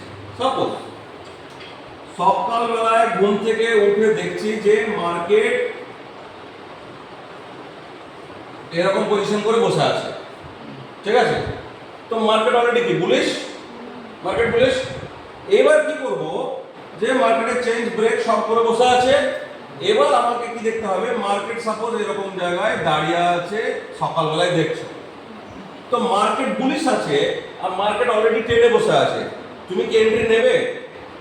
নেবে না তো, কারণ অলরেডি প্রাইস হাই। তাহলে আমাকে কোথায় ওয়েট করতে হবে? তাহলে আমার যদি মেন ওয়েভ এইটা হয়, আগে দেখে নিতে হবে আমার মেন ওয়েভ কোনটা, মেন ওয়েভ কোথায় পাবো, হায়ার টাইম ওয়েভ পাবো। যদি দেখা যায় যে আমার মেন ওয়েভ এইটা হয়, তাহলে এই ওয়েভের ওটি লেভেল কোনটা হবে? এই সব জায়গাতে আমি মার্ক করে রাখলাম, ঠিক আছে? এইখানে মার্ক করে রাখলাম। এটা যদি 4 ঘন্টার ওয়েভ হয় তাহলে আমি লিখে রাখলাম 4 আওয়ার অর্ডার ব্লক। ক্লিয়ার? যে বক্স রেক্ট্যাঙ্গেল করলাম। এইখানে একটা ফ্র্যাক্টাল দেখতে পাচ্ছি কি না? এই যে ফ্র্যাক্টালটা এখানে লিখলাম 4 hour fractal. Clear? Chart plot হয়ে গেল। এখান থেকে এই অবধি 50% নিয়ার অ্যাবাউট আমার নিচে দুটো ফরমেশন হয়ে গেছে। 50% উপর হলে নেব না। ক্লিয়ার? 50% এর নিচে আমি দোকানে পেয়ে গেলাম, দোকানে মার্ক করে রাখলাম। যদি তাও সময় না পাও তাহলে এন্ট্রি এখানে লিমিট লাগিয়ে দাও, এখানে লিমিট লাগিয়ে দাও, এসএল এই পয়েন্টে করে দাও, দিয়ে লিমিট লাগিয়ে দিয়ে আর চার্ট দেখার দরকার নেই, তখন টিপি আবার এখানে দিয়ে দাও। বোঝা গেল? যারা একদমই চার্টে টাইম দিতে পারে না, অফিস জব করছে, তারা তো এভাবে কাজ করে। যদি তোমার কাছে সময় থাকে, চার্টকে যদি দেখার সুযোগ পাওয়া যায়, তাহলে এগুলো টেনে বাড়ি থেকে বেরিয়ে যাও, আপন আপন কাজে যা করছো করো, মাঝে মাঝে চার্টটা করে শুধু দেখতে হবে। হ্যাঁ, এই পয়েন্টটা আসছে কিনা প্রথম দেখতে হবে যে মার্কেট এখানে আসার পরে কি বিহেভ করছে। যদি বিহেভিয়ার এই ফ্র্যাক্টালে এসে রিজেকশন দিচ্ছে, বারবার ক্যান্ডেল আপার ক্লোজ করছে, নেক্সট ক্যান্ডেল তার উপরে ক্লোজ করছে, দ্যাট মিন্স এটা রেসপেক্টেড, তাহলে এটা ফাইনালি ব্লক, তাহলে আমি এখানে অর্ডার নিতে পারবো। ঠিক আছে কিনা? যদি দেখা যায় যে এই ফ্যাক্টরটা কিছু মনে করলো না, ইজিলি ব্রেক, তাহলে আমাকে এখানে বলবো ওয়েট করতে হবে, আবার থেমে যাও, আবার মার্কেট আসতে দাও। মার্কেট যখন এখানে এলো, এবার দেখা যায় এখানে স্ট্রংলি রিজেক্ট করছে, রিজেক্ট মানে ক্লোজ, নেক্সট ক্যান্ডেল আবার এলো। হ্যাঁ, এটা একটা থিওরি বলে দিই, যখনই কোনো ক্যান্ডেল এরকম যখন বানিয়ে ফেলে না, তখন নেক্সট ক্যান্ডেল সাপোজ এখন ওপেন হওয়ার পরে এই অবধি রিট্রেসমেন্ট একটা করে, কারণ ক্যান্ডেলেরও 50% রিট্রেসমেন্ট হয়। ঠিক আছে? কেন? যদি এটা 15 মিনিটের ক্যান্ডেল হয় তো 1 মিনিটে তো ওর রিট্রেসমেন্ট আসবে। HTF 20 এর ফর্মুলা এটা, মাথায় ঢোকাতে পারলাম না মনে বিষয়টা। যেমন মার্কেট যখন এই জায়গাটা কি স্যার ফ্যাক্টর বলে যেতে পারে, যেমন ধরলাম মার্কেট এই পর্যন্ত গেল, তো রিটার্ন আসছে, কিন্তু আমি দেখেছি এই পজিশন করে মার্কেট চলে আসে এই জায়গাটা কি ফ্যাক্টর ধরতে পারবো? কেন আসে? কারণ এটা আমাদের প্রিভিয়াস স্ট্রাকচার, কারেক্ট? এইটা তো আমাদের প্রিভিয়াস স্ট্রাকচার আর এটা আমাদের প্রিভিয়াস ফ্যাক্টর, ঠিক আছে? অবশ্যই ধরতে পারবো এটা। এটা আমাদের প্রিভিয়াস স্ট্রাকচার, প্রিভিয়াস ফ্র্যাক্টাল, কারণ নিউ ফ্র্যাক্টাল তো তৈরি হয়নি। এইখানে যখন তোমার হিসাবে মার্কেট যখন এখানে, তোর নিয়ারেস্ট ফ্র্যাক্টাল তো এটাই দাঁড়াবে না, ওর কাছে তো অপশন নেই, তো প্রিভিয়াস ফলো হবে। তো অবভিয়াসলি এটা একটা ফ্র্যাক্টাল, প্রিভিয়াসকেও আমরা ফলো করি, তারও কিছু থিওরি আছে। আচ্ছা, যেটা বলছিলাম, যেমন কোনো ওয়েবের কারেকশন হচ্ছে, যেমন কোনো ওয়েবের কারেকশন হচ্ছে, তেমন ক্যান্ডেলেরও তো কারেকশন হবে। যেমন ওয়েবের কারেকশন হয়, আমরা যখন ওয়েব বলছিলাম তখন কি এই যে এটা হচ্ছে আমাদের ফাইনাল ওয়েব আর এক্সপ্যান্ড ওয়েব, আর এটা আমাদের কি কারেকশনাল ওয়েব কি না? তো এটা যেমন ওয়েবের কারেকশন হচ্ছে, এটা মেবি 50 মেবি 60 হতেই পারে, যেটা কারেকশন হোক না কেন। তো যেমন ওয়েবের কারেকশন হচ্ছে, একটা জিনিস মাথায় রাখতে হবে, ক্যান্ডেলেরও কারেকশন হয়, ঠিক আছে? তো এই ক্যান্ডেলটা সাপোজ এটা আমার যদি কোনো অর্ডার ব্লকে এরকম রিজেকশন দেয়, এটা আমাদের একটা অর্ডার ব্লক এরিয়া ওবি, ঠিক আছে? অর্ডার ব্লক এরিয়াতে রিজেকশন হয়েছে, তাহলে আমি এন্ট্রি কোথায় নেবো? দুটো রাস্তা। এক, যদি এই নেক্সট ক্যান্ডেল সাপোজ এখানে ওপেন হবে, ওপেন হয়ে দেখা যাচ্ছে ভেঙেও দিতে পারে, ঠিক আছে? ভেঙে দেওয়ার পর যদি একটা ক্লোজ ক্যান্ডেল পাই, সব থেকে বেস্ট হয়। নেক্সট ক্যান্ডেল যদি এখানে রিপ্লেসমেন্ট নেয়, এ অবধি অ্যাটলিস্ট, এ অবধি আর আসতে হবে না, তার সম্ভাবনা খুবই কম যে আবারও নেক্সট অর্ডার ব্লকের ছবি, এটার সম্ভাবনা খুব কম। কিন্তু অ্যাটলিস্ট যদি 50% ছুঁয়ে দেয় এই ক্যান্ডেলটা, তাহলে এইখানে আবার এন্ট্রি, ঠিক আছে? এটা হচ্ছে একটা, এটা হচ্ছে একটা এক নম্বর। দুই নম্বর কি, এই ক্যান্ডেল ব্রেক এন্ড ক্লোজ যদি হয়ে যায়, তো রিট্রেসমেন্ট নেবে না, এটাও যেমন হতে পারে। তো ব্রেক এন্ড ক্লোজ হয়ে গেলে আমি এখানেও এন্ট্রি নিয়ে নিতে পারি। তো এই এন্ট্রিটা যেমন আমার এসএল কিছু দূরে করাবে, এই এন্ট্রিটা আমাকে সেফলি দিয়ে দেবে, আচ্ছা, এসএলটা কমিয়ে দেবে। বাট এন্ট্রি এরকম ভাবেই হতে পারে, এই দুরকম ভাবে। কারণ এই ম্যাক্সিমাম এই ধরনের ক্যান্ডেলের পরে হাই ভেঙে দিলে ওয়াল নিচে আনতে দেয় না, উপরে নিয়ে চলে যায়। কিন্তু চান্স একটা থাকে, কারেকশন হয়, ক্যান্ডেল কারেকশন হয়, ঠিক আছে? তো কোন একটা বুলিশ ক্লোজ যখন হয়ে যাচ্ছে কোন একটা ক্যান্ডেল, তো ওই ক্লোজিং এ নিতে হবে এমন কোনো ম্যাটার না, ওই ক্যান্ডেলটা কিছুটা হলেও কারেকশন হবে। বলার উদ্দেশ্য এটা, ক্যান্ডেলের কারেকশন হবে। কেন? যদি এটা 15 মিনিটের এরকম একটা ক্যান্ডেল হয় না, তো একে যদি আমি 1 মিনিটের টাইম ফ্রেমে ভাঙি, তো এর মধ্যে এরকম অনেক কিছু দেখবো, দেখবো কি দেখবো না? ওটাই তোর কারেকশনাল ক্যান্ডেল, কারণ ওই ক্যান্ডেলটা 15 মিনিট ওইভাবে হয়নি। ক্যান্ডেলের যদি কানেকশন না আসে, তাহলে তো ওয়েবের কানেকশন আসবে কোথায়? এক্স্যাক্টলি। বাইসের কন্ট্যাক্ট হবে না, হ্যাঁ, বাইসের তো কন্ট্যাক্ট হবে না। না, কিন্তু যেগুলো হট করে একদম নিচে নামিয়ে দেয়, ওগুলো বাই কন্ট্যাক্ট করে হবে। যেগুলো হট করে নামিয়ে দেয়, হাই প্রেসারে নামে, সেগুলো কি হবে না বলছে? যে কন্ট্যাক্টটা হলো না, মানে বায়ার ছাড়া সমানটা হলো না। হ্যাঁ, ওইটাকে বলা হয় গ্যাপ। গ্যাপ আমি এই ক্লাসে আলোচনা করিনি। গ্যাপের একটা ম্যাটার আছে, এটাকে বলা হয় ফেয়ার ভ্যালু গ্যাপ, ঠিক আছে? তো একটাই কথা আমি বলেছিলাম যে মার্কেটে গ্যাপ ক্রিয়েট হয়, আর তার সঙ্গে একটা লাইন জুড়েছিলাম, সেটা হচ্ছে gap always will be filled but no time condition. বলেছিলাম না তাহলে? টাইমের কোনো কানেকশন নেই, কিন্তু হ্যাঁ, গ্যাপ মার্কেটে ক্রিয়েট করে, গ্যাপ কিন্তু ফিল হতে হবে। ওই গ্যাপটা প্রাইসের গ্যাপ। কিভাবে? সাপোজ মার্কেট এরকম এরকম করতে করতে মার্কেট ছেড়ে দিয়েছে, তো এটা অলরেডি একটা স্ট্রং সেল প্রেসারে চলছিল, মার্কেট ওই দিন ক্লোজ, নেক্সট ডে যখন ওপেন হচ্ছে, এই ছাড়ানোর মধ্যে এতটাই প্রেসার ক্রিয়েট করেছে বা ওপেনিং এ এতটাই প্রেসার দিয়েছে যে মার্কেট এখান থেকে শুরু হয়েছে। তাহলে এই যে অংশটা গ্যাপ হলো কিনা, এখানে কোনো বায়ার সেল কন্ট্রাক্ট নেই। তো মার্কেটের থিওরি বলছে এ 100% ফিল হবে, 100% আইদার ইমিডিয়েট অর লেটার। কিছু কিছু হয় সঙ্গে সঙ্গে ফিল হয়ে যায়, আর কিছু কিছু একটু সময় নিয়ে ফিল হয়, কিছু কিছু কয়েকদিন নিয়ে ফিল হয়, কিন্তু হতে ওটা হবে। কেন? এই গ্যাপ রাখা যাবে না। No buying and selling contract has been executed in this price point. এই প্রাইসটার দাম যাই হোক না কেন, মেবি এটা 100 টাকা, এই 100 টাকা তো কোনো ক্রেডিট হয়নি, না কেউ বাই করতে পেয়েছে না কেউ সেল করতে পেয়েছে। তাহলে প্রাইস পয়েন্ট ওপেন রাখা যাবে না, এটা মার্কেটে থিওরি। তো either sooner or later gap fill হবে, এটা ক্লিয়ার? এটা গেল সরাসরি গ্যাপ। এবার একটা গ্যাপ আছে যেটাকে আমরা বলি ফেয়ার ভ্যালু গ্যাপ। তো এটা তো নতুন ক্লাস, ফেয়ার ভ্যালু গ্যাপটা নতুন ক্লাসে বলাটাই ঠিক। ফেয়ার ভ্যালু গ্যাপ যেদিন আমরা ক্যান্ডেলের মধ্যে খুঁজে পাবো, ক্যান্ডেল থেকে আমাদেরকে ফেয়ার ভ্যালু গ্যাপ খুঁজতে হবে, সেই দিন আমরা ওটা নিয়ে আরো মজা পাবো। তো ফেয়ার ভ্যালু নিয়ে প্লাস আরো কিছু ম্যাটার আছে, সেটা নিয়ে নেক্সট ক্লাসে আলোচনা করব। স্ট্রাকচার মোটামুটি এন্ডের দিকে, আর জাস্ট কয়েকটা বিষয় আছে, একটু টিউনিং করলে স্ট্রাকচার আমাদের প্রধান। আর কয়েকটা বিষয় আছে, তারপরে রিস্ক ম্যানেজমেন্ট, মানি ম্যানেজমেন্ট একবার ঢুকবো, ঢুকে এন্ট্রি নিয়ে একটা ক্লাস দিয়ে শেষ করবো এটা, ঠিক আছে?